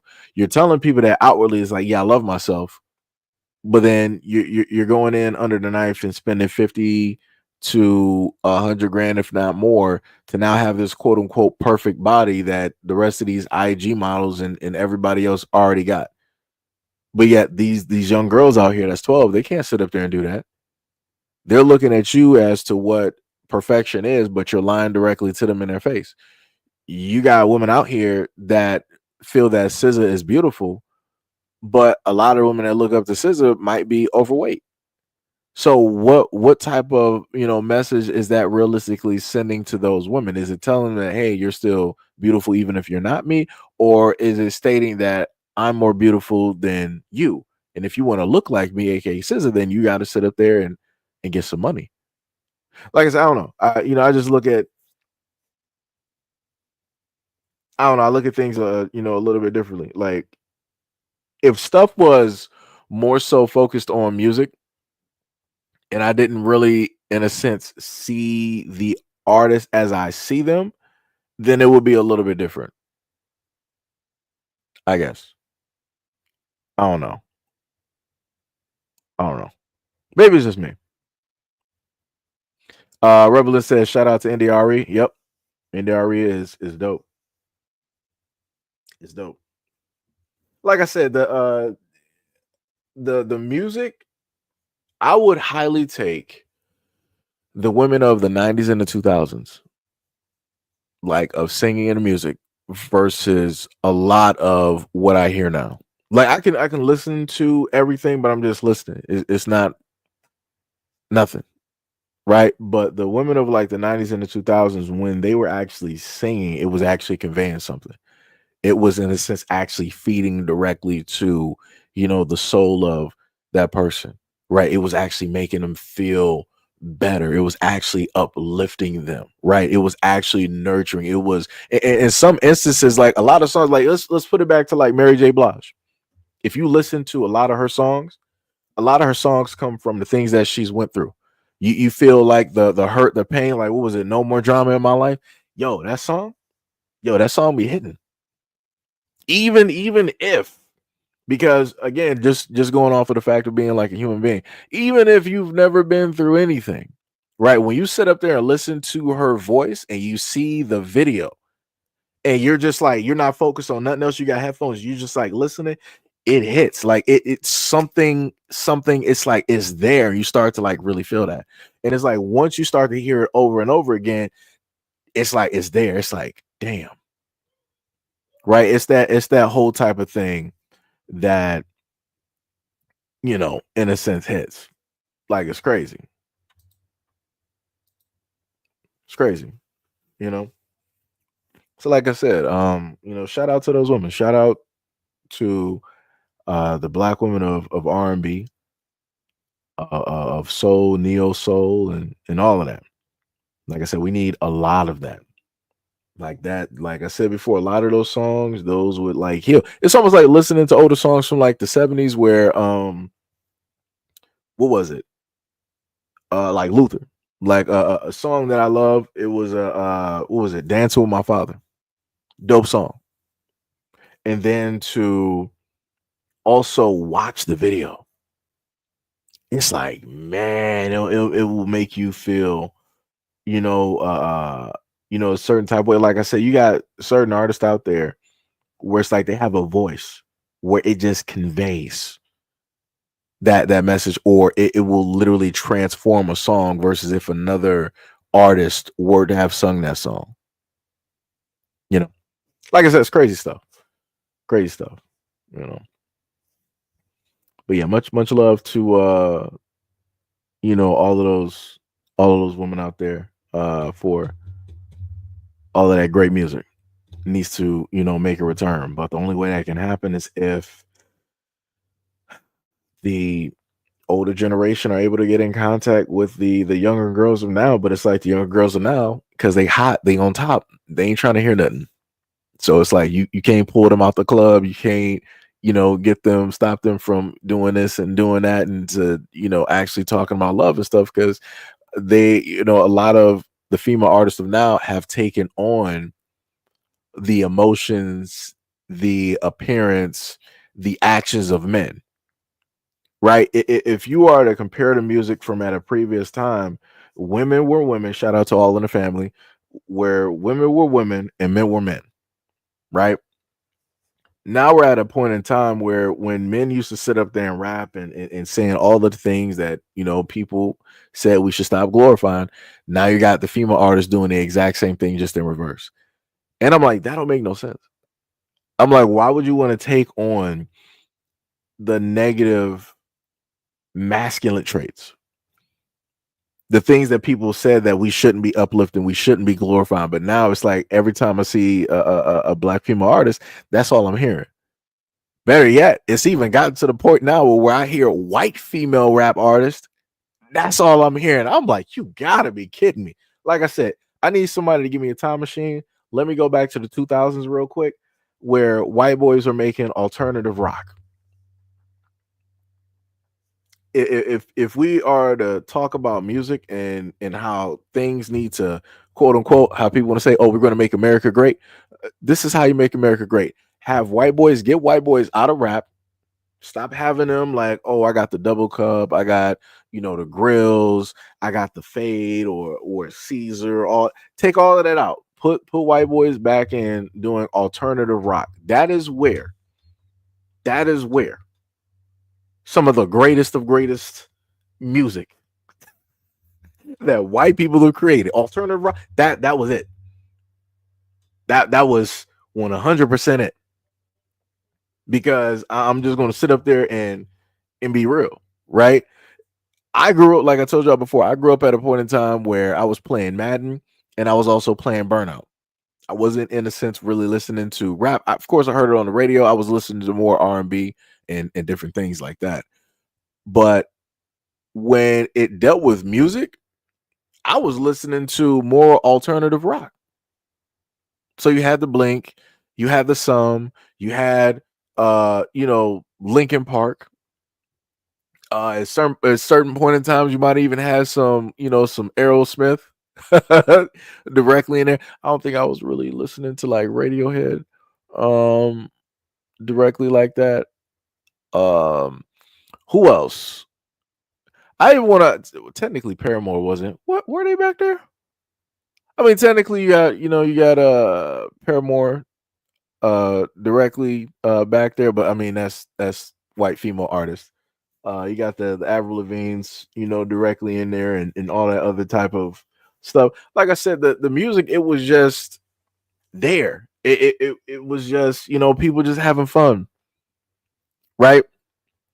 That's all it was. Like I said, one of the songs I like from Paramore, "Ain't It Fun." That song, it be hitting. I don't know. I don't know the simple song be hitting. Like I said, all of Linkin Park. And the crazy part is though was that D Money said the emo thing. I wasn't even, and the crazy part is I wasn't even emo. I just liked the music because it was just like, it was just there. It was nothing more, nothing less. Like literally what, in a sense, the video, how they filmed the video, that was in a sense like the song. Right? It wasn't nothing you had to like really think or overthink. It was just simple. It conveyed a very simple, message and different stuff like that. Even some of the songs in the mid 2000s when it dealt with, alternative were still good.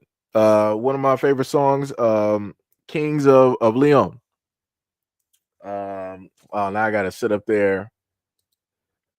Oh, and I know this song too, and it's gonna mess me up. Kings of Leon. Yeah, I think it should be like somebody. Yeah, you somebody. Yep, one of my favorite songs. Love that song. I probably had that song on repeat probably like over 100 times. What was the brother name? Blunt. Something. Now I gotta go through my list of songs, but like I said, it's a lot of songs. Just let it go, just let it breathe. Why can't you be you and I be me? Or me be me? Should have been James Blunt. I think it was. That should have been the song. But the main video was like a house that was on fire and he was, walking directly through it. Another artist that I it's not alternative rock, but another artist, it was like early Ed Sheeran, I See Fire. And I think that was for Lord of the Rings. And I think he said he took about like 15 minutes to make that. Like I said, it's a lot of different songs that I would just sit up there and listen to because it would just put me directly at ease. It still had like some type of like, it conveys some type of like energy or emotion, but it just, in a sense, put me at ease. Just saying. Oh yeah, Limp Bizkit, yeah. Stacey's mom got it on, yeah. Paramore, Haley Williams, yeah. Now You're One of Us. I think it's gospel. Yeah. That part was, when you heard the choir on that song, like it started hitting. Don't go crying to your mama. As soon as you heard the choir hit, like I said, when you throw black people directly into different music, it will elevate that in a certain way. And in a very positive way. Like if you listen to that song, if you listen to that whole song, and when a choir starts peeking up through the song, if you don't have like some type of like goosebumps or like hair like raising or something, I can't even explain it to you. I don't know what to tell you. You might not be human. I don't know what to tell you. You might lack some emotion because that song hits every time. Every time. Wait, were you about to say Hootie and the Blowfish? I think somebody's about to put that up there. As I said, I'm getting tired of the what's the name commercials. Oh yeah, I don't got no control over what type of commercials that they show. Sorry about that. C. Terry said, "We Are Young" with Janelle Monáe. Oh yeah. I think I remember that song. I think I do remember that. What was another song? But that was like a little bit later. They had a lot of hits. Like when you think about like the other music directly, like alternate, it's a lot of hits, a lot of music. Like I can't even. I would have to literally go on Spotify right now and to really go through songs. Nickelback was one of them too. I'm just going to sit up and be honest. I know a lot of people did not like Nickelback at all. At a point in time, Nickelback was one of those groups. When I was running track, me and my friends would be sitting up there. Look at this, folks. We would be just sitting up there. We would be going through the main songs directly up there and just like singing it while we're sitting up there like training, like running around the track, just sitting up there like yelling it. So we sitting up there huffing it around the track, and we sitting up there singing Nickelback like it was. And I want y'all to understand, this is not at a white school. We were black. We were black. We were black. If I could at a moment in time happen to get um a yearbook or two, I could sit up there and show you some of the people that I was running track with. Hilarious. But yeah, it was all black track team. So yeah, it was. I just want people to understand. It was nobody else there but us. But this is what we were just sitting up there doing. Like I said, it was fun times. Fun times. Yeah, you know what? The funny you listed Sam Smith. Sam Smith. I liked a lot of the earlier Sam Smith. Right. And the vocals, the sound, the emotions, great music. I don't know what to tell people about Sam Smith of now. It just completely threw me off. That man just took like a whole nother turn, just like Little Nas X. And again, I completely understand that both of these artists are gay, no problem, completely cool. It just got to a point. It was just like, yeah, because I told y'all the same thing when it dealt with like Old Town Road. I'm like, yo, Old Town Road was like, yo, Lil Nas X, like, yo, that's that dude he's cold. And before and when Old Town Road, when that was at its height, I sat up there and went back and listened to Lil Nas X before he became like mainstream. And I'm like, yo, he actually got some decent music. I'm like, yo, this man got some actual heart and some emotion here. I'm like, yo, where is this at? And then we went from the beginning of Lil Nas X to the height, which was in a sense the start of the height, which was Old Town Road, and then we got everything else. I'm like, I don't know what just happened. I don't know what just happened. Like I said, that music society out there is crazy. How it just does something, I don't know. Um, what was that? Shalaya said, let's keep it all the way funky. We are the progenitors of all the music genres. I mean, yeah. But I'm just saying the best music that they were doing, talking about the white folks directly out here, alternative rock. That was it. Like I was listening to that heavily. It was on rotation, like no problems, no qualms. I would, sit up to have a how old I am. You would have a CD player, or even in some instances, a tape player if I couldn't afford a CD player. So you would have that. But back in my day, we used to have the good old LimeWire, FrostWire, BearShare, Napster. We had all of those, old as the kids call them today. We had all of those old apps. We had those old websites, that we would go to, try to torrent or seed, a lot of our music. And if you were lucky enough, if you wasn't getting Rickrolled or Hasselhoffed, you were getting hit up with the Soldier Boy, right? Like I said, great times. Kids of today would know nothing about that. Nothing about that at all. D Money says Sam Smith took a hard left somewhere down the road. Yeah, I don't know what happened. Yeah, I do not. That is not the same. The same Sam Smith from like earlier on. I'm talking about Sam Smith when he had weight. Let me see. What did Sonny say? I feel Nas X was used to diffuse my energy. I'm so lost. I'm confused. What was it? Sham said Blink 182 is trash live. Dang. I mean, well, they are older. It happens. It happens. CP said I just said that because they had a lot of hits. Yeah, Napster. Yep. LOL. I remember all those apps. Yep. Napster was OG. Yep. That's a class one. Now that's what I call music. 24. Yeah, that's what it was. You had now that's what I call music, and you also had Wow. Both of those were classic. They would have those.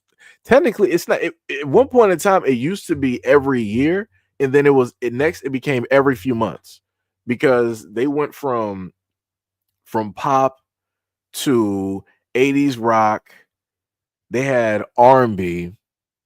I think they might have had, so they pretty much encompassed everything, which was crazy. They literally encompassed everything. It was almost like Kids Bop. It's crazy work.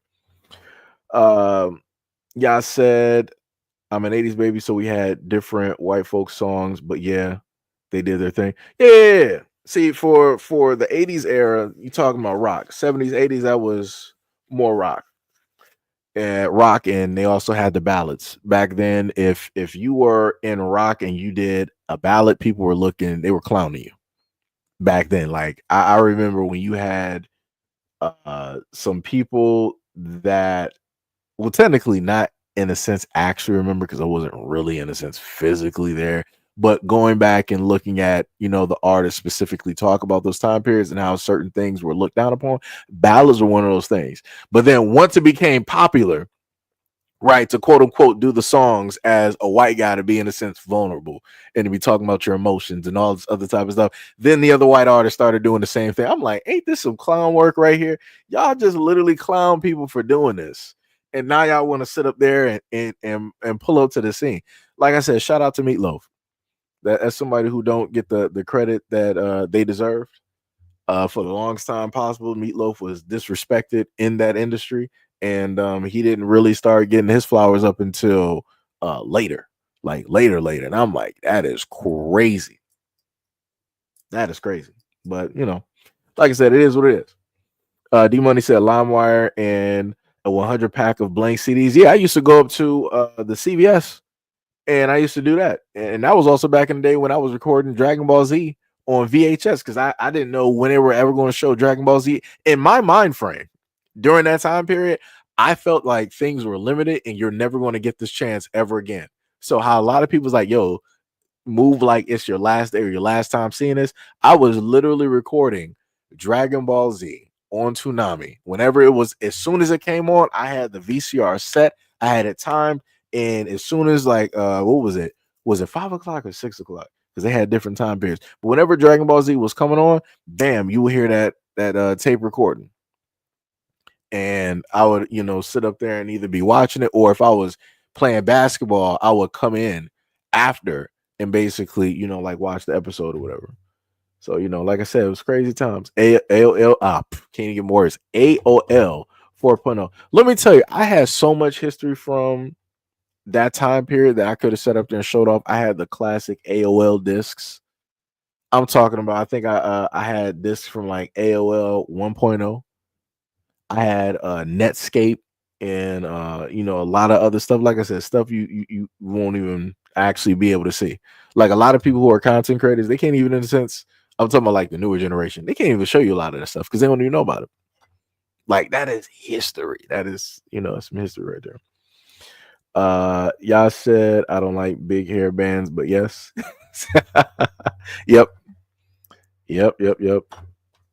Enya and Sade. Yeah, Sade, yeah, Smooth Operator. That was that's it's a good song right there. A lot of songs from Sade actually. You said Hoops Think? Yeah. Yo, let me tell you, there's so many artists. If I were to hear the song, I could sit up there and tell you. But it's like just thinking directly off of the top right now, everything is like water. It's not directly in a box where I could just be like, okay, this. Can't even do that. I said Google Dials, yeah. Pink said I would do anything for love, but I won't do that. Yep. Straight dial-up connection. Yeah. I had DSL connection. I remember when I first, and a lot of people won't even understand what it's like to have DSL connection back then, where the modem for the connection was like so small. You had the phone cord that would go directly into the wall. And then from that little tiny modem that they gave you, you would then put the other phone cord directly into the back of the Xbox or whatever game system it was. Crazy stuff now. Crazy stuff. Like you don't even need that no more. You don't need none of those cords directly into the back of the systems unless you want to. You just, in a sense, hook up the Wi-Fi and that's it. That is it. What was it? Sham said, LOL, I hate it when I would get calls and a line would drop. Oh yeah, that was classic too. If you were on AOL and somebody was trying to call your phone, and for my grandma that was around during the time, she would always have my aunt that would call from New Jersey. And whenever I was online, she would call around, I say like 7 or 8, and they would be online for about probably 3+ hours just sitting up there just talking. I'm like, man, what are y'all getting offline? I'm trying to get back online to sit up there and watch like some anime, read like some books and stuff. And I think I also had some internet games as well too. I forgot. Was it Mugen? Was it Mugen back then? I forgot, but yeah, the AOL chat rooms, that was a spot. That was a place to be back then. That was a place to be. Y'all said, well, damn, Seiji, I'm old. So before DSL, there was dial-up. No. No, trust me. I was there.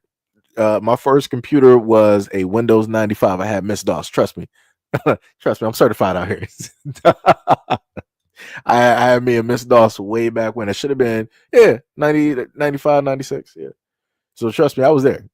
Trust me, I was there at the forefront where the internets were just starting. Like I said again, a lot of the younger generation don't know nothing about that. Don't know nothing about that. Like I said, we literally we watched this from like baby steps, infancy. It's still realistically internet wise, it's still in an infancy in a sense. Realistically, it's not really where it's going to be. Like I can see it. It's not there yet. It's getting there. But now with a lot of what was it, Blackwell from Nvidia, along with the what was it, like the terabyte internet connection that Japan was talking about. Like I said, there's a lot of things that are in the works at the moment that will have it progress at a much faster pace. Like the rate of which technology is about to move is going to be something of the likes that a lot of people have never seen and not ready for at all. It is going, when it happens, it is going to be like a bomb dropped. It, like, people are not going to know what to do. People are going to be going mad. Let me tell you. As I remember, before Bluetooth, we had infrared. Yeah. Yep. I like the infrared connection, because that's what you would also use on Game Boy Colors in order to transfer like data and Pokemon and stuff.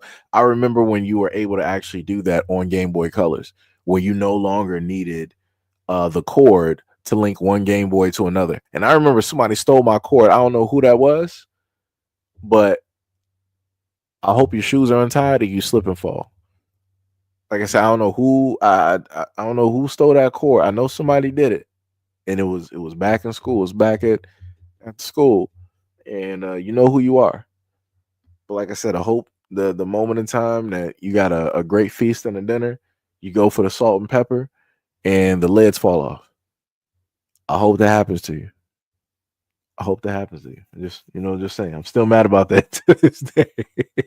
K-pop said, "Yo, LimeWire, no, they had the other stuff in files. Thought you were downloading music." Oh yeah. I know what you're referring to. Yeah. See, I did not run into. I ran into other things. I didn't necessarily run into that. I ran it. Well, if you're old enough, I ran into stuff that you would find on, like, what was it, like Rotten and some of the other sites directly out there. So it would be more so that versus what you were talking about, K5. Sham said, "Swear my ears bled every time I connected. That static was crazy." Ah, yeah, yeah. As said you remember before Bluetooth, yeah, infrared. If you picked up the phone, your parents would be, yeah, they would. Y'all said DSL was a major upgrade when it dropped with dial up. If someone picked up the phone, it would knock you offline. Yep. They really got us with those phones. That's facts. Sham said, my first PC game was Funhouse based on the show. It was in a DOS format. My first video game was, well, technically they were on the actual system. I forgot what the one game was called. It was a game with like a cat and a mouse, and basically you were the mouse, and you used I think, what was it, WASD in order to move the mouse around, and you had to basically get away from the cats. So you had to make sure the cats did not catch you. So if a cat was coming near you, you would have to move these blocks in order to put the cat to sleep, so that they would be there. And then as the levels progressed, you would have more cats. And it would get to a certain point where you would technically run out of blocks, and the cats would, in a sense, get you. Then you, of course, you had Solitaire, you had Minesweeper. But the very first video game that I, in a sense, had was Load Runner. Second game was Dr. Radiaki. I borrowed Mech Warrior from my uncle. Along with Need for Speed. Second game that I own on PC was, I think, Math. I want to say it should have been Math Blaster, along with Rayman, the very first Rayman. Great games, great games. Back in the days of floppy disk, kids don't even know what that is. Oh yeah, Duke Nukem, yeah. Macintosh, black screen, green characters. Yeah, I said, Lord, y'all bringing back memories. We actually came a long way in a short time, and we aren't privy to what they already have unreleased. Yeah. CP said N64 Rumble packs. Oh yeah, that's classic. That is classic. Yo, shout out to Ricky. I actually had a Sega, and I wish, and that's a classic too. Well, I think, did I get that back to him? I think I did. I think he had the Mega adapter. He got that back.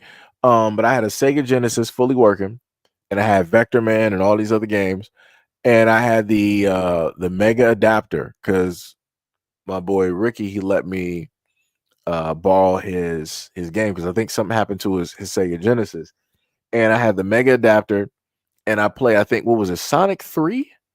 I think it was, whichever one. It should have been Sonic 3, whichever one had Knuckles on it, and because you need the Mega adapter for it. And then I also had the Dragon Ball Z game because that was import, because the Japanese Sega Genesis is different from the America version.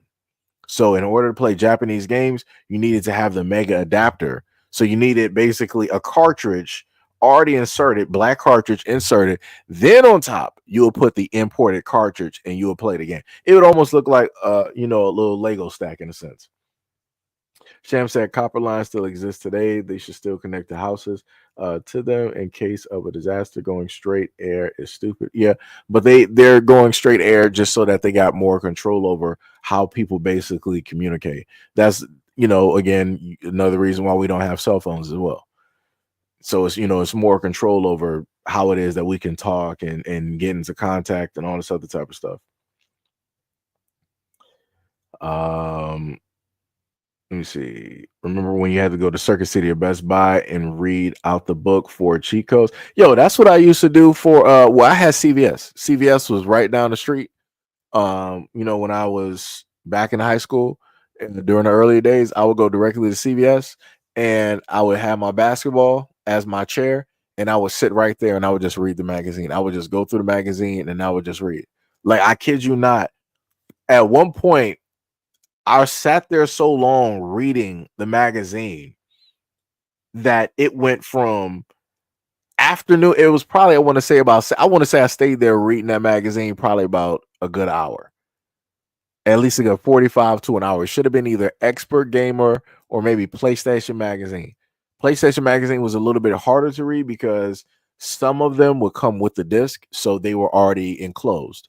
But because people wanted to get the disc and didn't want to spend $10 on the magazine, you would have some of them that were already ripped open. So, all of that good stuff. But yeah, I remember those code books and everything too. I also used to have Game Shark back in the day. Kids don't know nothing about that. It's classic. Sam said, I remember having to call my mom collect to pay the phone bill. Oh yeah. What was it? 1010. What was it? 10-10-20? 10-10-220 or something like that. I forgot, but yeah, that was how to make cheaper collect calls or something like that. I remember that. And that was a commercial. I remember. Circuit City, yep. Circuit City and Best Buy, yep. Out there in Oak Park, there was a Circuit City, and I was hyped. Like, whenever my mom was like, yo, we're going to Circuit City or Best Buy, I was hyped. I'm like, oh, I'm about to go to the game set. The same thing I would do, like, technically back in the day, Toys R Us was the spot. That was the original before we had, I'm sorry, let me rewind that back. You had KB Toys, you had Funko Land, and then you had Toys R Us. Those were the main three spots that you would go for a lot of stuff, especially back during the times of like the Nintendo 64.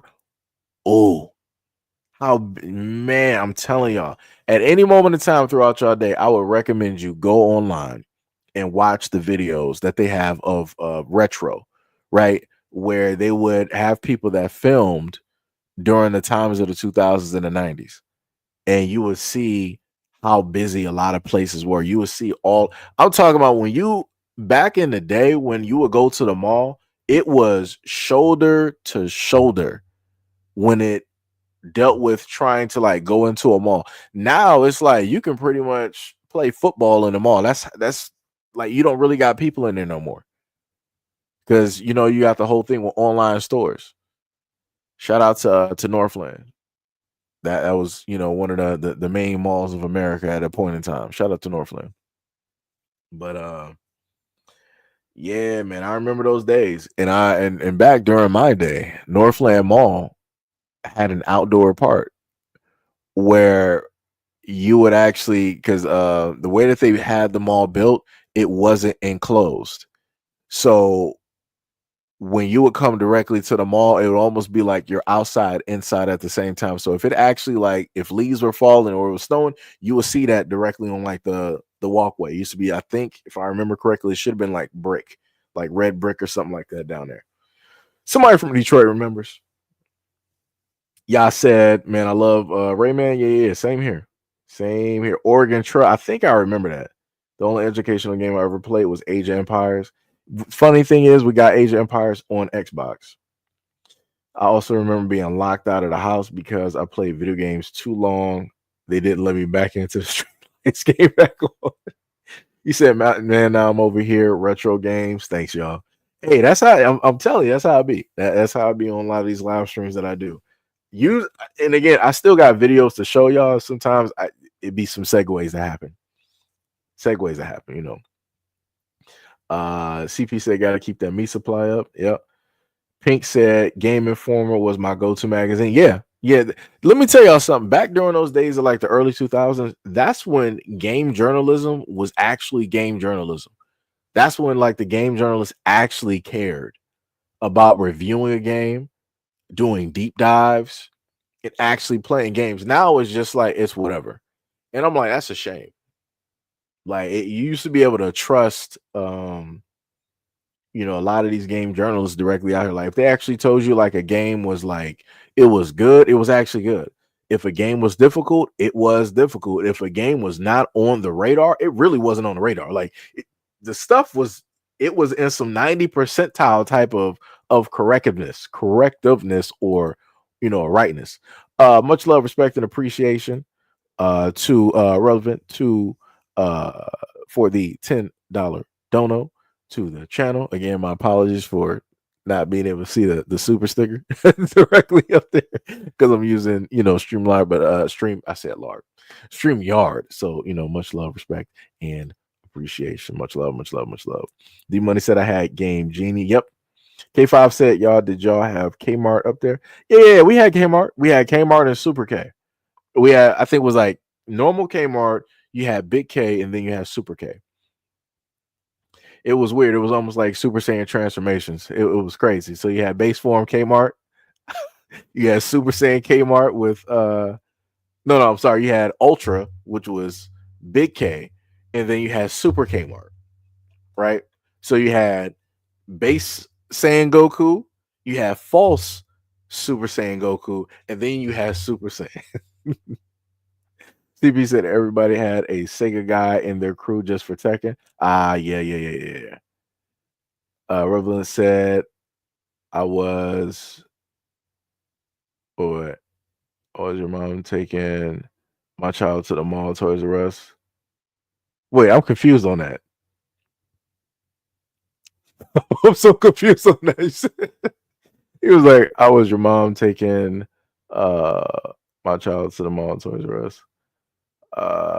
Sham said Kmart was all over Midwest. Namor said make those. Wait, what? Kmart kind of scrolled up. Kmart was all over the Midwest. Yeah, Namor X said those Latino/Asian stores shut down. Fam, shop online. Yeah. CP said the N64 era was short but sweet. True. Y'all said I live in Colorado. Kmart was around when I was a kid more than Walmart. Pink said I learned about Dead Space through a small summary from Game Informer magazine. Oh yeah. Sham said N64 a ton of games. I loved it. Sham said I don't anything beats PS1 in the amount of. Oh yeah. PlayStation dealing with games, you had technically I want to put both PlayStation and 360 directly up there. Both of those systems had a ton of games. Like I said, the play. Oh, I'm sorry. The PS2, because some of those. Wait, were you able to? Did we have backwards compatibility during that time? I don't think we did. But I say PlayStation 64, PS2, 360 era. That was like golden gaming right there. Golden gaming right there. Golden. It was classic. Relevant love. That was a wait. That just threw me off. Wait, Revelant, what was that a typo? Because that threw me off. That comment threw me completely off. I was like, am I misreading the comment? It's like maybe it was like you might have been using, speech to talk or something like that. Like I'm not sure, but let me know. What was it? Sham said, yeah, PS2 had it. Yeah. We lost backwards compatibility with PS3. Yeah, we probably did. We probably did. We probably did. But yeah, it's coming back though. We technically have backwards. Well, at least for Xbox, we have backwards compatibility. When it comes to at least a lot of the games that came out on, let's say Xbox One, 360, and even Xbox. So, we're getting there. I don't know really what to say when it deals with PlayStation. I have a PlayStation, but the backwards compatibility on there is lacking severely. I'm just gonna be honest. Yo, Shinshi, what is up? What is up? Says Sega Dreamcast was the golden. The reason I didn't put Sega in there is because Sega was ahead of its time. Sega by far, Sega was ahead of its time with everything that they were doing. It's crazy. Like they were 100% ahead of their time. And I still to this day I love the Dreamcast and I miss the Dreamcast.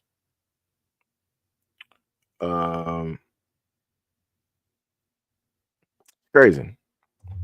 It is 100%.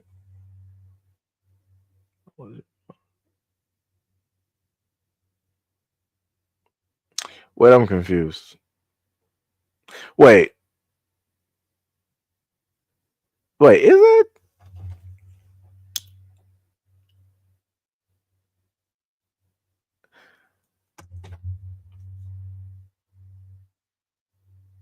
Wait, is that actually you though? I'm just trying to. I'm just trying to figure out because that's throwing me. I'm trying to figure out if that's actually you in the comment section because I know you had like different names before. That was like that's just like throwing me off because you. Let me see.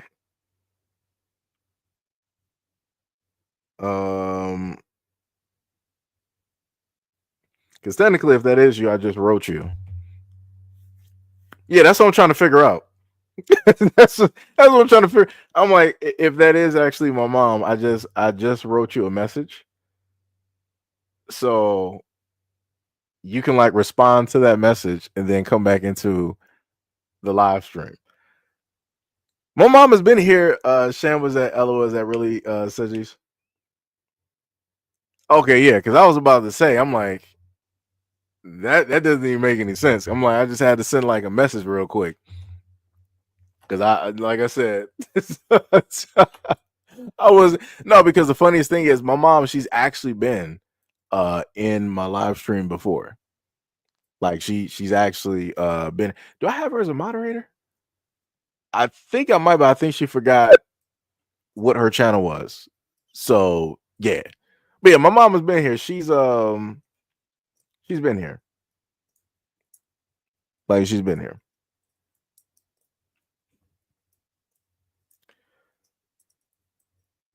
Yeah, well, Richard, I don't even know what you. That's Angie Stone. I don't. That just doesn't make any sense. But whatever. Wait, let me see. Let me see something real quick. Okay. Yeah, because just responded was like, no, she's not in live streams. So yeah, because I had to sit up there, I had to really check real quick. I had to sit up there and check. But yeah. But so again, we kind of like segued away from the actual like topic of the live stream. So let's get back to the videos. I think I got like a few more. Oh yeah, I got a lot more. Actually, I got a lot more. So let's go to the next one.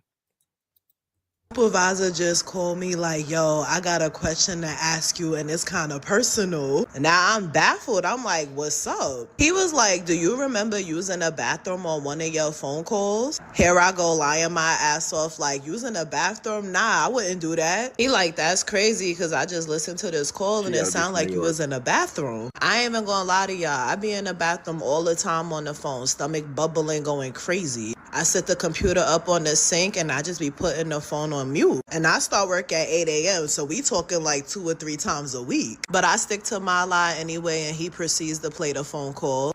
I wasn't on mute. You heard everything, every bubble, every fart, everything. You even hear the toilet flushing mad aggressively. Like I was there putting them on hold, struggling for my life and coming back to the phone like nothing was going on. Mind you, the person on the phone wasn't even saying nothing about it. And he said the manager sent him the call, so I don't even know how many people heard me on the toilet. He was like, I know we working from home, but we gotta remember not to get too comfortable.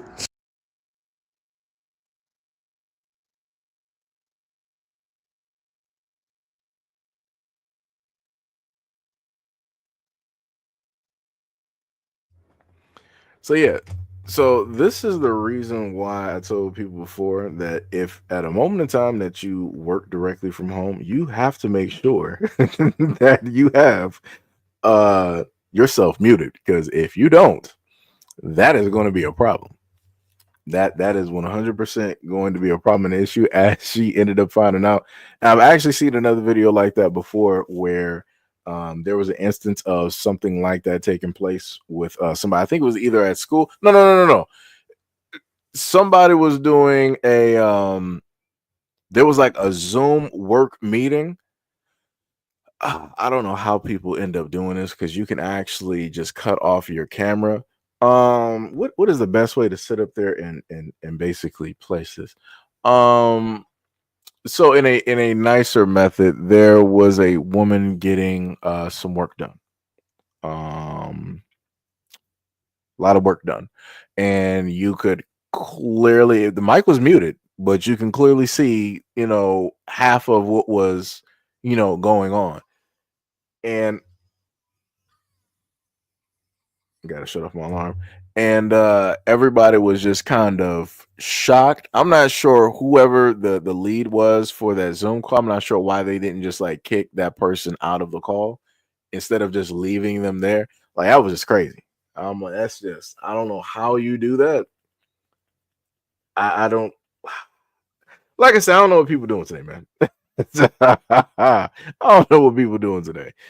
Sham said, I don't feel like going to the store. I feel like I got hit my bus.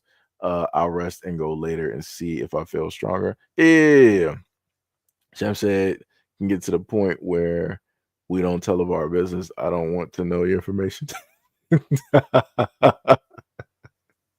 Rabbit D Money laughing. Rabbit said, this is why I don't touch people in their phones. Since she said, what a pig, Sham said, you can put yourself on a way and you should be able to take your stuff into the bathroom.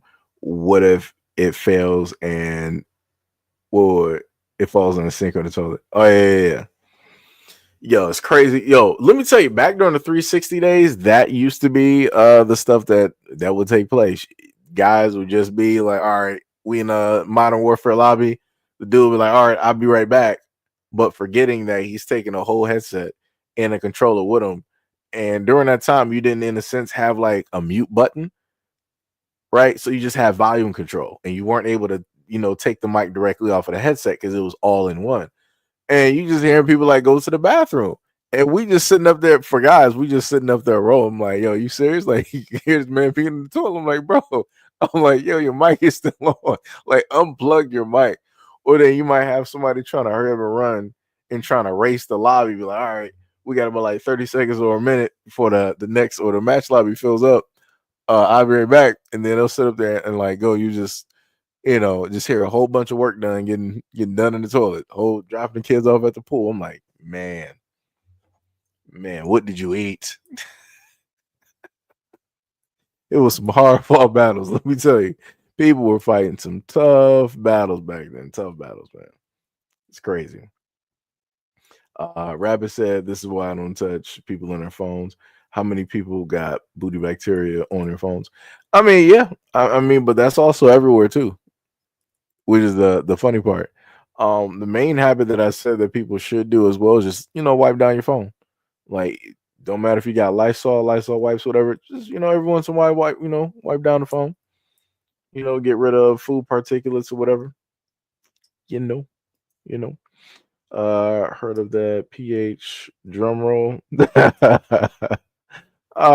D Buddy said, they taking you to the bathroom with them. Yeah. Let me say, classic days, man. That was a classic old school, 360 days. Even into the Xbox One era, because some people will use Connect, and you can still hear them from the bathroom like a mile away. Just crazy, just hitting the water. I'm like, man, it's tough. But let's go to the next. Sham said people are nasty. Let's go to the next video. How long should we let him sleep? Got that cop on the job. Man got caught slipping. Yeah, wake your ass up. What's wrong with you? Man, do me a favor, get away from my car. Don't touch me, bro. Get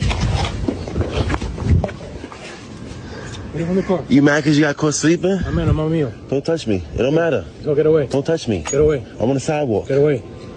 What's your name? Why you approaching me like that? Man, get away. Go. Don't touch Go. me, bro. What's wrong with you? Get off the street. I was just on the sidewalk. Okay. You pushed me off the sidewalk. Now you telling me to go off the street. Stop touching me, bro. I'm not detained. Let's go. Stop touching me, bro. What's wrong with him? He mad because he got caught sleeping in the car and he want to touch me. Why you telling me what to do? Let's go. What's your name? Give me a card. Take a picture. Give me a card, bro. I don't have one. You can take a picture. So you want to go hands on? Your body cam is not on.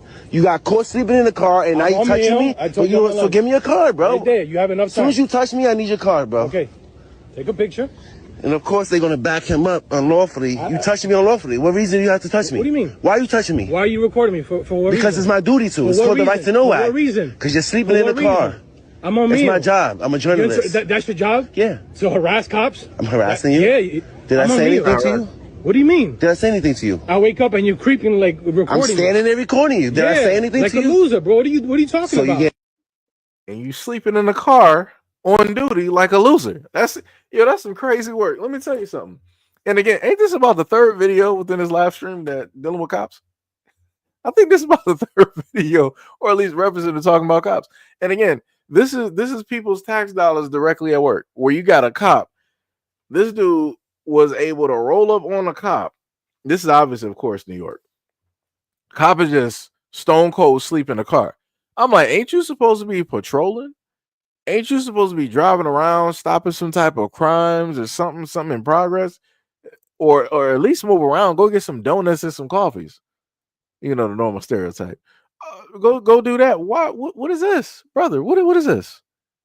And then you got the nerve, like once you got embarrassed and caught, you want to sit up there and get out of the car. You want to start putting hands on somebody and trying to throw the dude to the ground. That's some crazy work right there. And then out of nowhere, and this is what I be talking about. And then all of a sudden, right, after this setup there happened, he got embarrassed, right? He's here, and this dude threw up like the bass signal or some type of madness, right? And then this officer, again, I don't know where he's from. I know he's from somewhere. It probably ain't here. He rolls up on the scene from out of nowhere, right?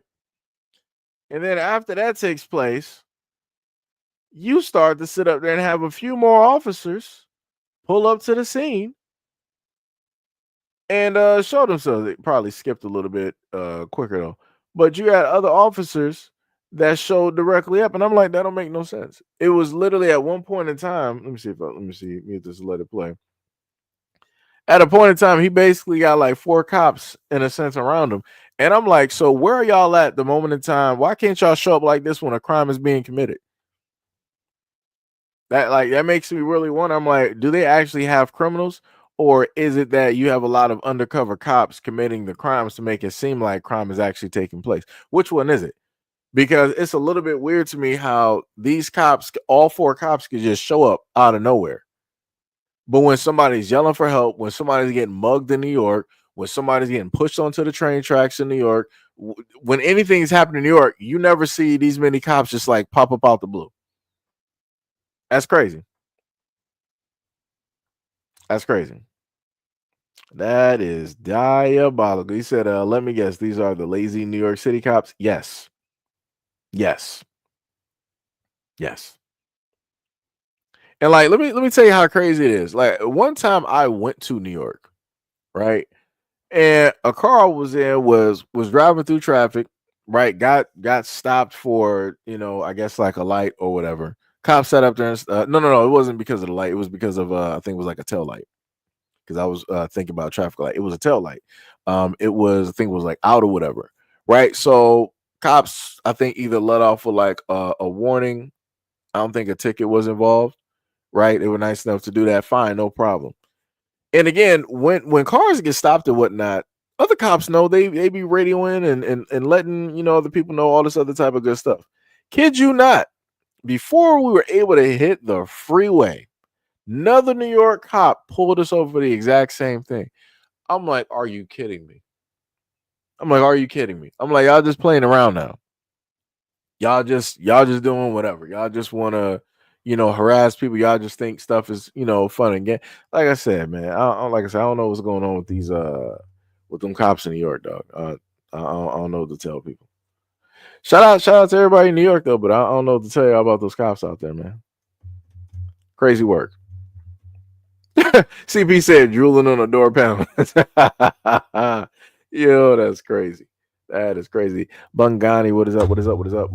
Drop my phone, my bad. Much love, respect, and appreciation. What is up? What is up? Namor X said it's easy to tell who's FBA for me based on some factors like beard style, that and or that's not an FBA style for the most part. Yeah. Radio said, meanwhile, they got people smashing windows and stealing jewelry in broad daylight. Facts. Yo, SEIJIHITO, what is up? What is up? Said it's not just New York cops. Bay Area cops are just like this.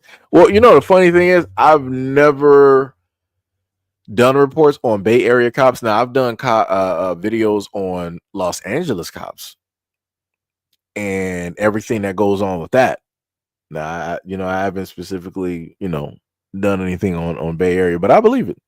Trust me, I believe it. I believe it. Yo, Ty is in the building. He said he has arrived at the 2-hour and 17-minute mark in the live stream. What is up? What is up? What is up? What is up? What is going on? What is going on? Let me see. Was she 20 with the cam still on? Yeah, I don't know what that woman was doing in the previous video. I don't know what's happening. Don't know, but she sounded like she was probably from New York. Somewhere on the East Coast.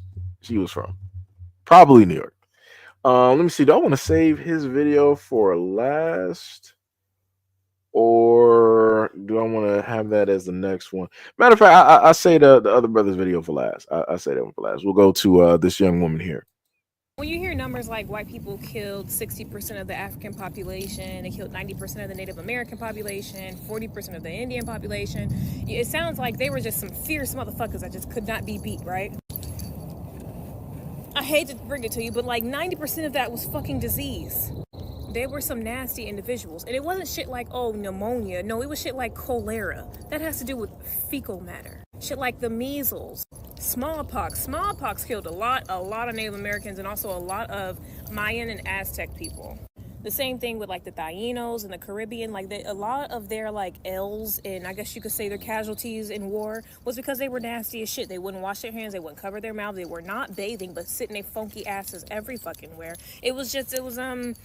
Interesting. And it wasn't just those I mentioned. It was hookworm infection, malaria, typhus. Now, historically, you'll read that smallpox was actually spread intentionally. There's a famous story about some colonizers sending a Native American reservation a bunch of gifts, and they had smallpox rubbed all over it. It was all throughout the gifts. So whenever they use this blanket or put this jacket on or do anything with these gifts, they would get smallpox. So smallpox was spread intentionally. But the other shit, they were just walking around with, touching shit, infecting shit. Like, oh my God, we give these motherfuckers way too much credit. And we really not laughing at them enough, because how on earth could you be so dirty? And come to find out, a lot of y'all still don't take baths every day. That's kind of crazy. But let me hush. Yeah, just a little history fact for y'all. That's crazy. Let me see something. Hold on. So they were literally sending gifts of smallpox to reservations. Wow. Chemical warfare at its finest. Chemical warfare at its finest. That is diabolical. Wow. No, D-Money, I know. Trust me, you was like the Black Plague was a real thing. Oh no, trust and believe. I know. I 100% understand. Because back during about 2, 3, 4 years ago, when the United States, all over the airwaves, mainstream media was like, yo, Americans need to wash their hands. They were not talking to Black Americans. I just want to be very clear for anybody in the back that doesn't understand, because y'all like to make us the poster child for everything. They were not directing that message to us. Like when JD Vance is sitting up there telling Americans, I want you to have more kids. He's not talking to Black Americans. He's talking to only one demographic. So like I said before, it'd be like that. It's crazy work out here, Crazy. Sam said it was worse than bad hygiene. These people literally will poop themselves and not wash for months. They wonder why they had these transmitted diseases. Yep. Radio said, funny thing, I just posted a future post about what's this just said about the Mongols on my community page. Great minds. Let me tell you, great minds. Now, this is just in case people don't know anything about the UK. This is, I kid you not, when I just found this out, and I didn't know that this was an actual real thing. I want y'all to listen to this real quick, and then I'm going to read some information to you. What's she doing? Oh, wait, that's not the one. Hold on. Wait. That's not. Is that? I didn't put the video up. You got to be kidding me. Wait. I didn't put that up? Word? That was the wrong one. Let me. Video. I think, is that the last one? Yeah. Okay, here we go. Yeah. Let me put this up. I live in England, and I just got sent a letter in the mail saying that an officer's coming to visit me at my house. And you're probably thinking, Dalla, what? Yeah, what's up, Shrills? What's up? Well, it fucking turns out that I am. Why you're being visited? To ensure you have a fucking TV license, and this includes Amazon. You need a fucking license to watch TV. What the fuck kind of rule is that? You can't even watch Netflix on your laptop without needing a license. 170 fucking pounds? Are they taking the piss? Like, Jesus fuck, there's a cost of living crisis. We got wars. We got fucking knife crime and 20,000 phones getting snatched every 14 seconds. And they're coming after me for fucking not paying for a license to watch fucking Game of Thrones while I'm having a rip. What the fuck is wrong with this country? Funny thing is, I thought I did a better job at editing that. Obviously, I didn't. I failed somewhere. So, if people would like to support this channel, this live stream, you can very easily sit up there and, 9 cents a day will, help set you on this way to becoming a better content creator. Let me tell you, when I thought that before I did this live stream, I made sure to edit out a lot of the curse words there. I kid you not, I really felt that I did it. I thought I did a great job. I made sure to cross those directly out. And as we can clearly see, that's not what happened. But this man is livid. He is livid directly about this. Again, what is up, Trills? What is going on? What is going on? What's going on? Much love, respect, and appreciation. We got both of the brothers here from the old school. We got both Trills and K5 in the building. So let me read this to you guys about what I found out about the UK, right? So this is what he's talking about. To legally watch television in the United Kingdom, I don't know why I said it like that. To legally watch television in the United Kingdom, you need a TV license, which is required to watch any live television program, regardless of the channel, device you use, or whether you watch a traditional television or streaming online. Essentially, if you watch a program as it's being broadcasted, you need a license. Key points about the TV license. Live TV is key. You only need a license if you watch live TV, meaning programs as they are broadcast, not catching up service unless it's on BBC iPlayer. Next, any device applies. You need a license to watch live TV on any device, including smartphones, computers, tablets, or gaming consoles. That's crazy. BBC iPlayer needs a license. Even if you only watch BBC iPlayer, you need a TV license. Check eligibility. Certain groups, like those over 75 receiving pension credit, may be eligible for a free TV license. I did not know. I was today years old when I realized that in the United Kingdom, you need a license to watch television. Are you kidding me? And the police can literally come to your house randomly to check to see if you have a TV license. This is insane. That is crazy. That is 100. Brother, what is going on? So you mean even if I got an Xbox, what, you still gonna be rolled because I got a TV in the house? You're gonna be rolled up to see if I got a TV? What you gonna be doing? Checking the apps on my Xbox? But oh, you got YouTube. Oh, you watch you. Oh, you got a TV license? Word? Wow. Yo, that's criminal. That is criminal. Y'all are getting robbed. Y'all are getting robbed. I don't know who. No, Big Boy was like, so if it's recorded, you're still no. The way that they worded it, you need a TV license irregardless. From everything that I'm basically to understand for what I just read, you need a TV license irregardless. You can just have if you got a computer, a monitor, and you have an Xbox hooked up, you still need a TV license. Like, what is even happening out here? Now I understand why everybody just goes outside. Why you got all of these pubs, you got these clubs, and because people can't stay inside and basically watch nothing because you charging them. So it's like, I'm not going to do that. I'm just going to go outside. That's crazy. Wow. That is crazy. What was it? Rabbit said, I hate that I can't pay Amazon with Google Play credits. Yeah.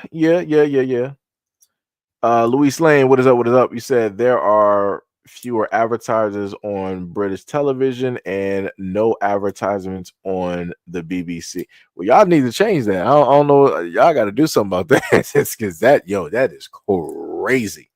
That is crazy.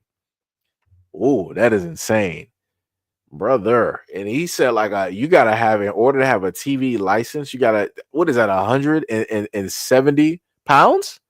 That is insane. That is 100 and anything pounds. That is insane. Like, again, to have a brother, I can't even make sense of that. Like, I understand that they don't got advertisers, but that's the British government. They gotta do something about that. But more so, the people gotta do something about that. The people gotta, have an outcry, directly about that.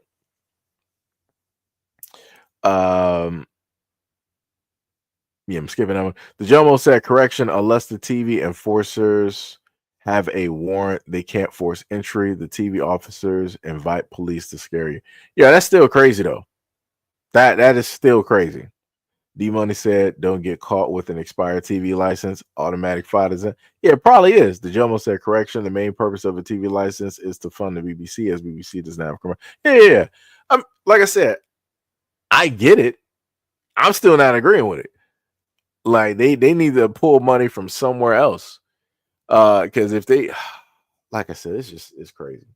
But like I said, this is why I understand that a lot of people are outside.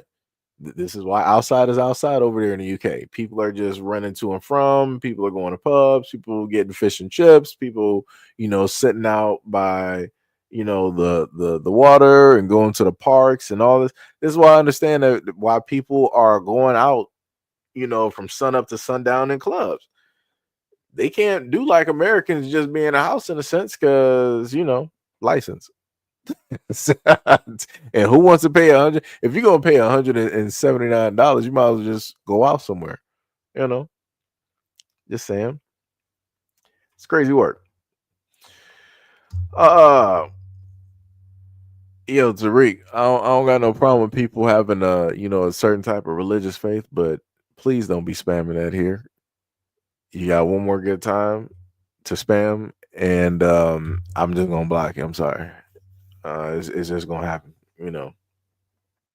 Like I said, it's gonna just let you know. Don't be one of those guys. Don't do it to yourself. The gentleman said, on the bright side, health services in the UK is free to an extent. I mean, yeah, that's true. That is true. That is true. Now, we're gonna move on to something else a little bit more shocking, such as this. What do you need? I'm sorry, I didn't realize that we were supposed to sit here, especially since you were behind me, so now you want to go ahead? I'm just going to block you, and now you're not going to go anywhere today till I get served. How's that? Nobody's answering, so how is this my fault? It says till 2 o'clock. Maybe if you'd roll your window down, you'd hear it. Okay, so... Up here who don't hear that message because you're busy playing on your phone. Okay, so what do you have to do here? What do you have to do here if it's open at 2? Why are you here? Because I'm here to pick something up, too. Okay, so if it don't open till 2. Okay, so if it don't open at 2, then how the hell are you gonna pick up your medicine? Easy. Answer me that. Easy. I'm right in front of that thing. How are you gonna get it? Okay, can you get off my car? Thank you, sir. Actually, it's ma'am, but you. Yeah, thank you, sir. Like I said. Sir? Oh, really? Sir? Sir? You want to keep saying sir? You want to keep saying sir? Piece of. You want to keep saying sir? Are you a Trump voter? What are you gonna do? Are you a Trump voter? No, I'm not. But really? What the fuck are you gonna do? What are you gonna do? What are you gonna do? You sound like a MAGA. But you touching my like you own it. Do you own it? Do you own it? Okay, but why are you touching my stuff? I'm not touching. Why are you touching my stuff? I'm not touching anything. Clearly, you was just. I have you on camera. I have you. Bro, I'm not. I am a man. I'm not playing. Get stuck in the car. I am not playing with you. Oh, you're not playing. What are you gonna do? Bro. Oh, yeah. Bro. Get back in your car. I'm not playing with you.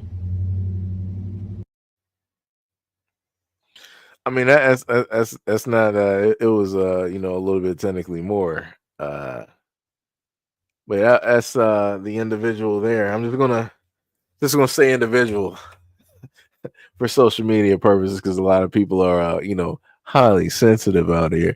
This individual, this very great individual, decided to step up to a black woman's car because she was waiting up until I guess the pharmacy opened. And then this individual was like, hey, you're basically blocking. So now I'm going to block you in because you're just sitting here. But if it doesn't open until 2 and she's waiting for them to open, it's completely fine and dandy. Everybody else is going to be waiting too because it's not open. Like, this is insane. But like I said, I try to tell people, I am a man. Say it one more time. Call me sir one more time. That video will forever be classic. I don't know what was going on. You got the bell bottoms on. It was like the tight shirt with like the jacket. That's just classic video. Oh my goodness, classic video. Let me tell you. As soon as I saw this video, that's immediately what came directly, into my mind. Classic video.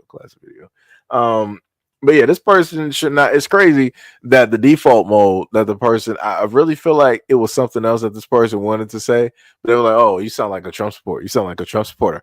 And then once the woman said no, then it was like, "Oh, you sound like MAGA. You sound." That's the same thing. Like, are you stupid? I'm like, these are literally your people.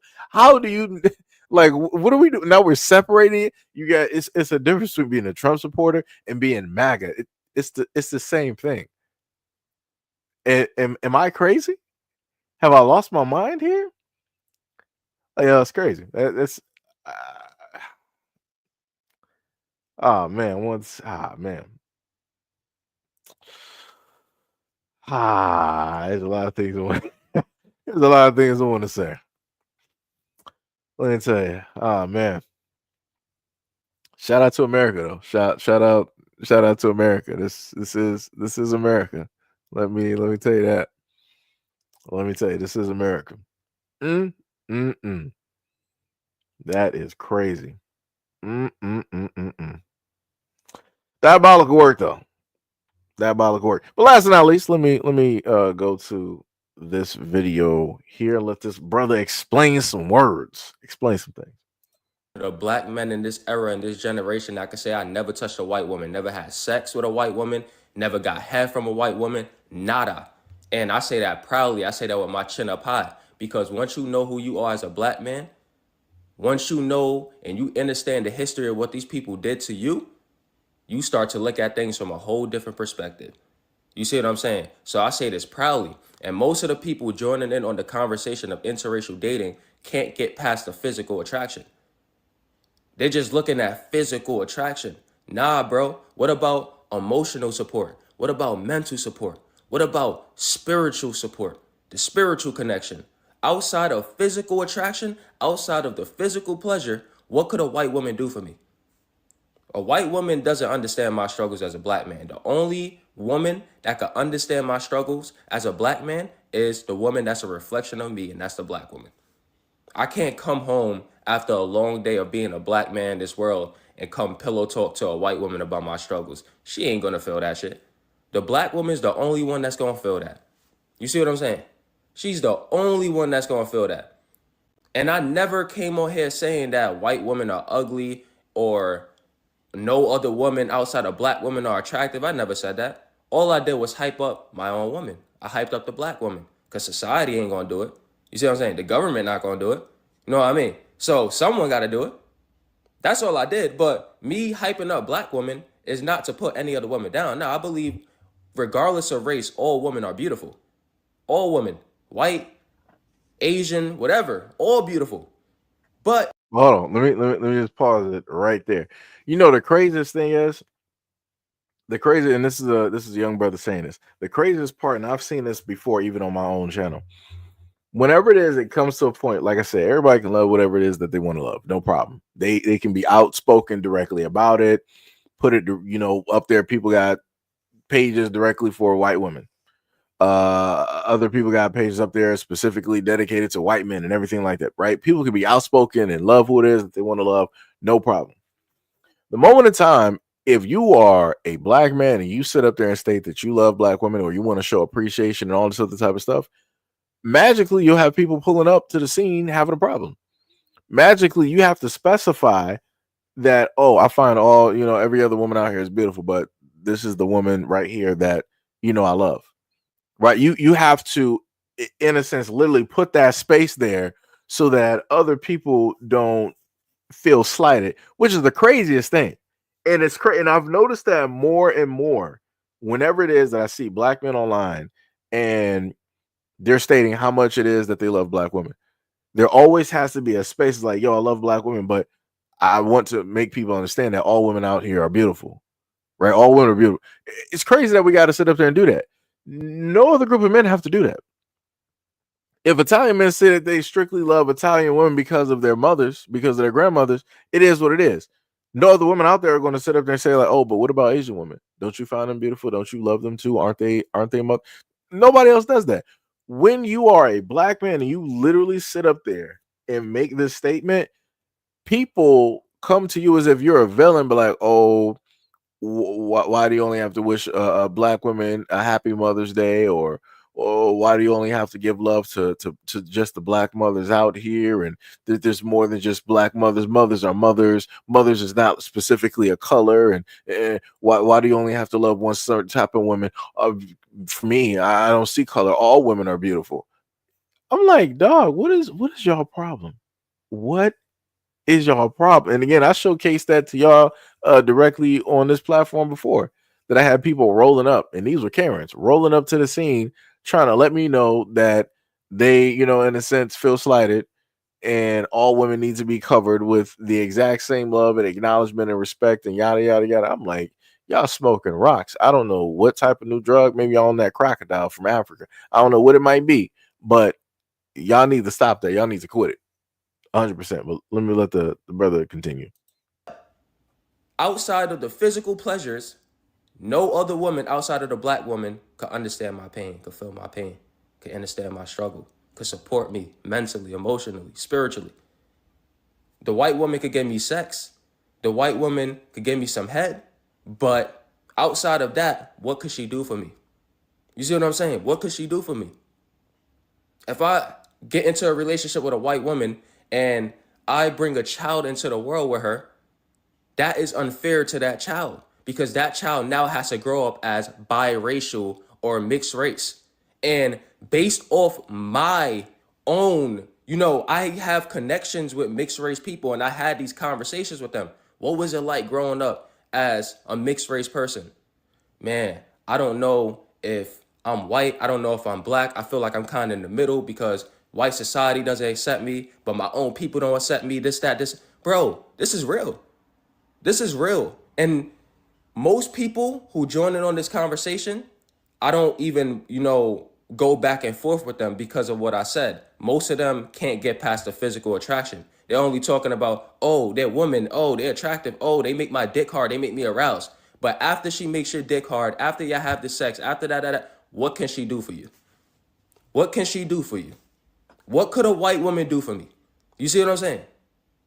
Only the black woman understands me. And that's why God designed the black woman to be a reflection of me, because that's the woman who's for me. I don't support interracial dating. No, not at all. Not at all. It's not because I'm racist. Well, not racist, but it's not because I'm a bigot, right? It's not because of that. It's just because there's so many things that go into it that people refuse to acknowledge.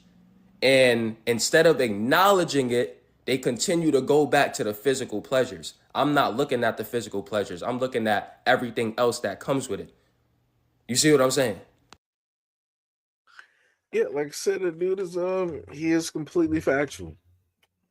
And like I said, mine is people's preferences to even though this is basically about a preference. But I'm just trying to put a perspective on it. It's cool. You got, specifically dealing with the black community, you got some out there. You got black women that want to deal with white men. You got black dudes that want to deal with white women. Cool, no problem. That's all great.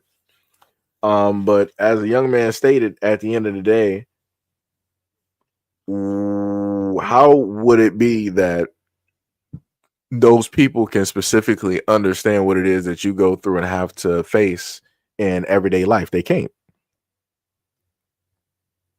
Like they can't at all. They can't sit up there and help you like understand. They can sit up there and say like, I see it, but they really can't see it.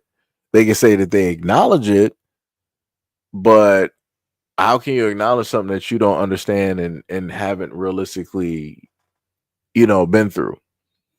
Or how could you help that significant other face that in everyday life? They can't. They can try to console you and everything, but that's just because of the outwardly appearance that they can see that you're under some type of stress and and different things of that nature. They can't really give you base level emotions, a type of like understanding, a type of like, they can't like really bond with you on that. Now, of course, you got some white people out here be like, oh, I done sat up there and been through racism, but well, okay, sure you have. Like, okay. I'm like, okay, okay, so you say, whatever. So you say. But as this young dude said, like after you basically, do whatever it is that you do, what more, can that person do for you? What more can they actually do? Because at a certain point in time, it's going to get to a point where people are going to be like, yo, I'm actually, in a sense, by myself. Because you are going to be by yourself in a sense. You'll be in that relationship with that person, but because of your experiences and your life experiences, everything on top of that, your innocence is going to be alone in a lot of different situations. And then you're going to try to cover that or mask that by quote unquote the happiness that you get from that person. Like I said, I don't know. Got some people that'll figure it out. They will figure it out. Um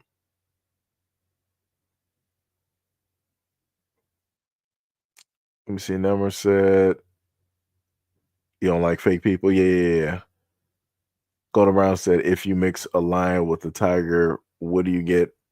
It depends. You can get a Tigon or you can get a liger. So it depends on which one you're dealing with. Ghost said, I've been watching your content for so long, I forgot how much years it's been. I mean, you can roll back technically. I mean, but again, it's 2 channels, so it's well, the first channel you're not gonna really see all of the content from you. That was another 1,000 plus videos. What was it, like 2K videos that were there on that one, and then it should be 2K on the second channel, right? But because of the way I did videos, I actually shortened the amount of videos that I would initially have because I tried to go for longer content instead of just putting stuff up and just like snippets, like even if it was just like 4 to 5 minutes and just doing it that way. Because a lot of videos I got longer form. So I added a multitude of clips into like literally one. So technically I would actually have thousands upon thousands of videos, but opted not to do it because that is more work. It is more work. 808 said there's nothing wrong with interracial dating. It's just different values that is more difficult when it comes into raising kids. Well, see, if I go back to your comment there, 808, you said that you're from the UK, correct? Yeah, you say you're from like South London. So for y'all, interracial dating is like a religion. Like that's just every day. Um it's a whatever. It's like what's for dinner. In the United States, that is not the case. And that's because we got a history. UK history is different from the United States history. So for you, you can in a sense state that it's no, sweat off your back or whatnot or whatever, because again, your history is vastly different. Um, if you actually know of and understand the, United States and the history, you would know why interracial dating is not the same as it would be in the United Kingdom. Trill said, "Oh, he's from London. I'm playing Watch Dogs Legion right now." This man right here. Golden said, which is a new species. It's not a lion or a tiger. It's a new species. Yeah. Radio said, so could that really, boy, could that be really why their birth rates are low? Interesting things that make you go, I mean, yeah, that could essentially be a reason why birth rates are in a sense low because you got the interracial dating directly out there.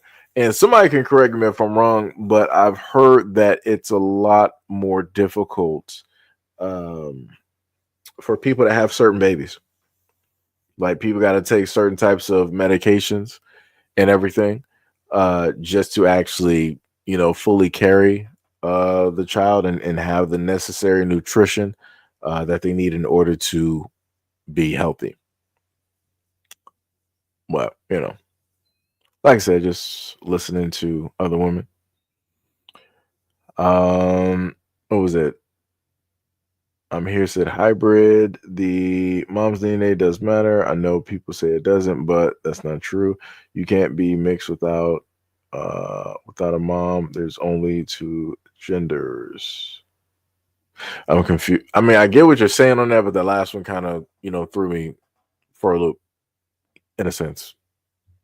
Kind of. But yeah, I get what you're saying. I get what you're saying.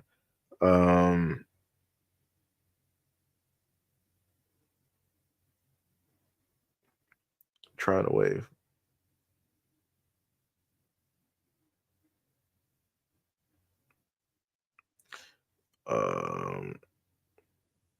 What was the other thing I was going to sit there and mention as well? My bad. I was responding to a message.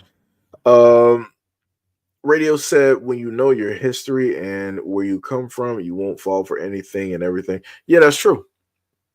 Yeah, that's true. And that's why I keep trying to tell people, like, hey, if people are from the UK and y'all do whatever, it's cool. That's, like I said, that's y'all science. That's what y'all do. Right. Because we have in the United States for Black Americans, we tend to know certain things and we know how opponents work. That's why we move differently. Because we were not, and we haven't really been in the mind frame of that everything is all equal and even, because again, it's not. And one woman was indeed honest about why it is that those women specifically go after and target and mate with Black men, and that was for the DNA, that was for the genetics, that was for survivability, and that was it. No fans or buts, no frills directly to it, just clean cut, directly straight to the point. And that is just what it is. But a lot of people don't want to look at it like that. Like I said, you got so many biracial players directly in the NFL, in the NBA, and so on and so on and so on. Like I said, so you have a whole nother group of people directly here, and all the ruling class has to do is let them feel that they're a little bit better in a slight way and give them a little bit more than something, and they got something to stabilize the structure just for a little bit longer. Again. But you can't tell people nothing because people don't want to hear it, people don't want to listen. A lot of people want to happen to think that, just love is love, and there are no ulterior motives that were put in place 100 years before any of us existed. This is the point of me going back to the live stream I did with y'all probably about 5 or plus days ago, almost like a week ago. And I showcased the fact of the quote unquote slave bloodlines that they had, how it is that they would take, a slave, and they would basically mix, and they would tell you what that would specifically give through each and every mixture. And through certain mixtures, you could go directly from having a child that is quote unquote biracial by way of an interracial couple, and further dilute that blood to the point where it'll end up right back to where it came from. So if it started off as a biracial child where you got one white pair with a black pair, dilute, and then you get to the point where you end up right back at white. So, it'd be like that. It be like that. Rabbit said, I remember reading a study years ago. High stress affects men and their sperm count, and white men globally are stressed out by non-white success, hence their low birth rates. Number X said, yep. When an examine other Black people's culture around the world, most of them don't know their own history. Bangani said, that brother is right. It just makes existence in an already intolerant society that much worse. Bars. Sham said, I'm okay for it, but I feel both sides need to understand that family plays a big part. Having kids and one side of the family is racist isn't good for yourself. Yeah. I think, matter of fact, going back to the previous comment, what was that Ghost had made? I think I had I'm trying to remember because I talked to a lot of y'all. I want to say it should have been Ghost that was explaining to me about about the family, directly out there and everything. And that pretty much fits into what it is that Sham just stated, where, people in the family gotta, make sure everything is on the up and up, and, kids in a sense being taught the right way, and so on and so on. Radio said they were canceling shows when a brown person with a pale person even kissed, but now they're pushing interracial. Yeah, like if people look back at the original Star Trek, that was like the really like the first kiss. That was the kiss that people just really was like, yo, I can't believe that just happened. They actually did that on TV. Go back to Star Trek and you look at I think it was what was her name? Lieutenant Aurora. And her and Kirk kissed on that show. I think it got taken out and then they put it back in. I forgot what specifically happened, but that was quote unquote the kiss that was heard around the world. Because again, Star Trek was a popular show, and she was the only black person, the first black person that was on Star Trek, right? And now you look from the 60s all the way to now, and you just see that's just normal in the United States. Even though, like, when you think about interracial dating, that's not even covering the whole of the United States. But the way that they show it in every single time is car commercials. Every single time is dinner commercials. Every single time it's dating. Every single time it's dealing with kids and family, or it's dealing with somebody getting married. They're always making sure to push and showcase interracial. And this is something that I talked about a long time ago, where if you pay close attention to the commercials, they will show, let's say, like a black woman, they'll show her having kids, getting married, growing old, home ownership and everything, right? If she's with a white man. And then in reverse, you'll see the black guy. He's, chipper. He's happy. He has the great cardigan sweater. He has the penny loafers on. He got the polo, and they're driving a nice car. Dude got the pearly whites and everything, and him and his white wife or girlfriend, everything is all good, and they got the mixed kids, directly in the background. But the one thing that you will barely see is them promoting a black man and a black woman being in a household, being married with kids, and them being happy. Notice that. And this goes back to what it is, as somebody stated earlier, 808 from the UK. Again, we got literally propaganda in the United States to try to make sure that black men and black women are not together in a relationship. We got propaganda out here to make sure that young black men and young black women are not into a relationship. We got propaganda out here where you got young black girls and black boys out here going back and forth as if they've been on this planet for 30 years, arguing back and forth about this and that and all this other type of stuff. Like I said, it's crazy work. It's crazy work, but a lot of people don't understand it because it's not something that they see, or they're already so conditioned that they don't see a problem with it. You said Kirk always getting a girl. Aurora, yep. Shem said, I think if the family is good on both sides, then it's fine. But both sides work together. Well, you can get pretty well-rounded mixed kids. Both sides showing support helps through the hardships, right? Rabbit said the same people getting triggered over Star Trek are the same people saying that was normal when it was legal for white men to go after black women, right? Sam said China doesn't have a choice but to go interracial after all of these years. Them getting rid of the population of females biologically is better to mix cultures and whatnot, scientifically proven. Radio said, yep, or it's just a homosexual brother or sister, never two straight brothers or sisters. Yeah, they'll also have those as well too. RY said these are the facts. Yeah, I said. Someone said earlier that they thought it was an agenda. It is now, but during the 1600s, when color was construct, them folks were choosing us then too. They made laws and rulings to stop mixing then. And that's true. Radio said genocide agenda. Say it again. The Money said even the prep commercials have interracial gay couple. Yeah, and that's the craziest part too. Even in the commercials when it deals with the gay community, they'll have black men with white men. I'm like, so you mean it? So in that community, there's no black gay men directly out there. And like I said, this is not me trying to push anything directly upon people or whatnot or whatever. I'm just sitting up here saying, I'm like, that's crazy.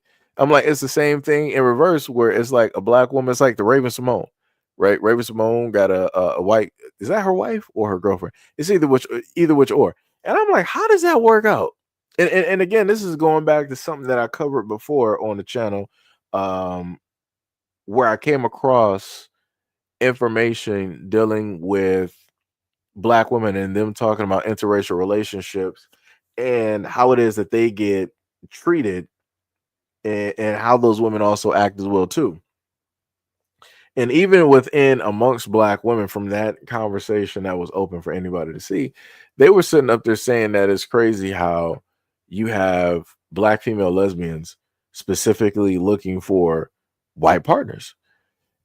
And but mind you, whenever people talk about interracial, the poster child is always who? They always demonize and they always talk about black men. Black men are always the poster child, always the poster child, always the poster child. But yet in both instances, you also have black women, both gay or straight, looking for a significant other that is non-black. But it's like it doesn't really get put out there or highlighted. And the main thing I keep telling people before is that there are more women on the planet than there are men. So if realistically we were to, in a sense, look at our population, look at it that way, you would in a sense think that wouldn't there also be more women, black women there than there would be men?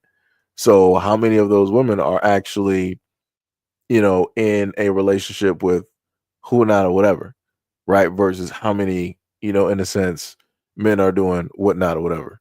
And then if you further break that down, that would then you would come and look at a certain thing and be like, well, maybe black men are in a sense getting over represented when it deals with this, even though they are not the main majority of the population. Like I said, I don't know.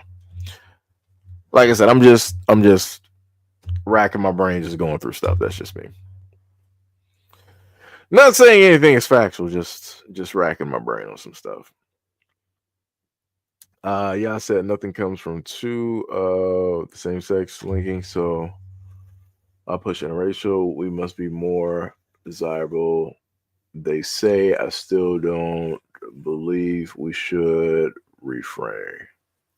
I mean, I think I get what you're saying, right? But like I said before, to each their own. Whatever people want to sit up there and do is whatever people want to do. But it also goes back to the other video that I said before, what I put up here before, where the elder was talking about the feminist movement and how they did their thing to separate black men from black women.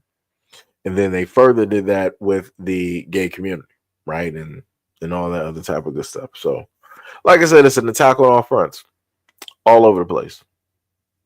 Attack all over the place. Radio said they do that because the two so-called black men were getting kids and being two dads. So I guess that was becoming an issue too. Yeah. That, you know what? I never thought about that. I never thought about the whole thing of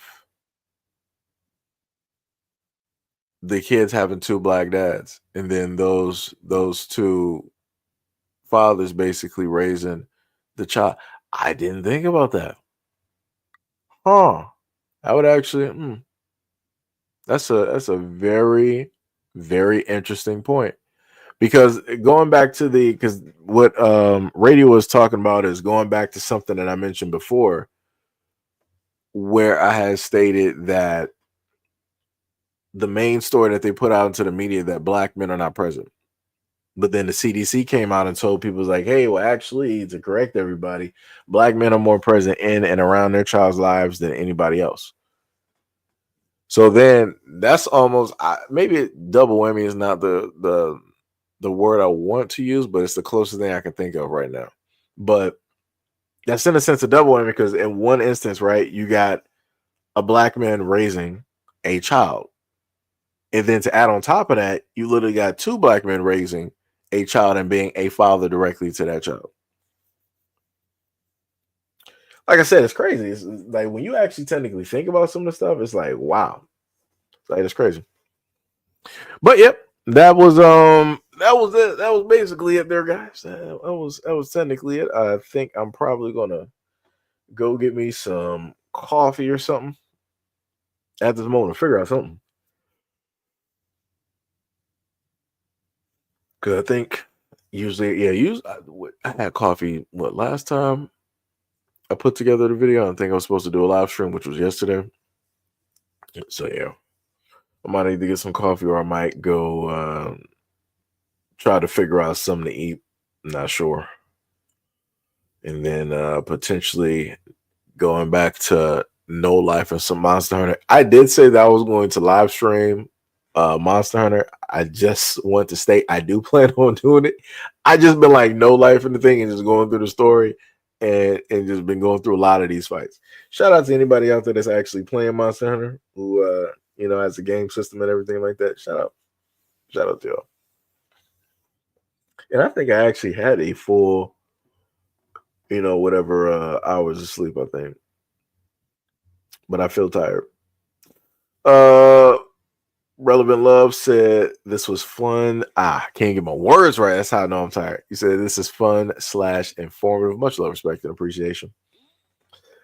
Simon said, is this just audio or has my screen froze? No. I'm talking on the live. So this is a live stream, but I'm talking, at the moment. So that's pretty much why it is. Normally, what I would do is that I would just have the screen, in a sense, like that. But I forgot to actually do that. So yeah, I got to make sure to have a different picture directly up there. Sham said also the marriage statistics for Black women is also skewed.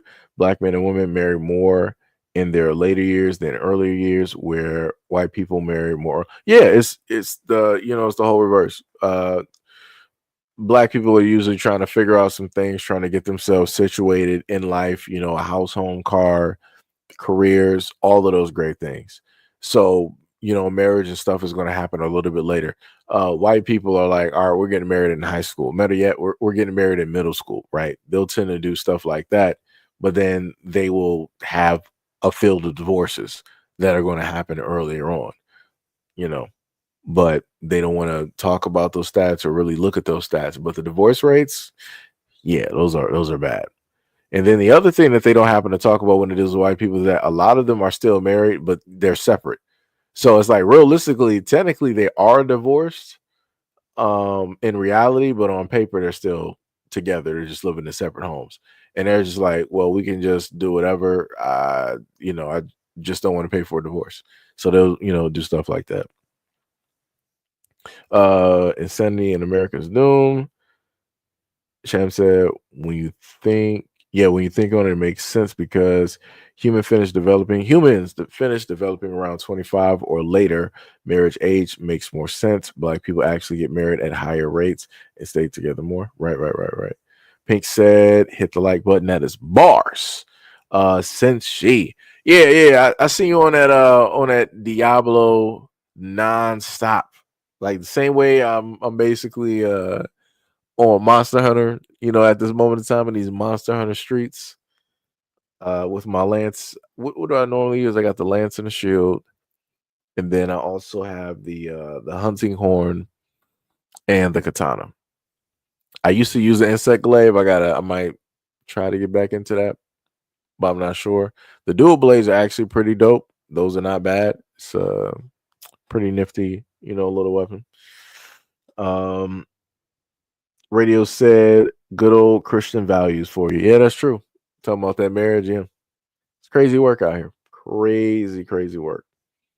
But yeah, game stream will be happening. I just gotta set it up a little bit differently. It might just be on a secondary channel, because if I feed it through StreamYard, I'm not sure if the audio will show up. I think that was a problem that we had before. where the audio was not specifically working, and then I had to, do it a different way. But then on top of that, I'm not sure if I could. I would have to turn off the music maybe, and then it would just be the sound effects of the game of like walking around. Like I said, I have to figure out some stuff because I'm not trying to play some music from Capcom and then they be like, all right, we're gonna, copyright this stream because of the music. I would be pissed. I'd be 100% pissed. But yeah, much love, respect, and appreciation to any and everybody that were currently here during the live stream. Much respect and appreciation from both sides of the channel. So on the original channel, we got 17 people currently watching, and on the secondary channel, we got 38 people as well. As I've always stated, much love, respect, value you guys a lot. Thank you guys for being here and always being here, no matter what the number is. It's always a fun engagement directly with you guys as well. You could be anywhere else in the world on YouTube, but you decided to be here during this live stream. And I'll make sure to bring you guys some more live streams when I don't feel tired like I do right now. I'm just up and directly, full of energy. So again, much love, respect, and appreciation. And I will catch you guys on the next live stream. Peace out.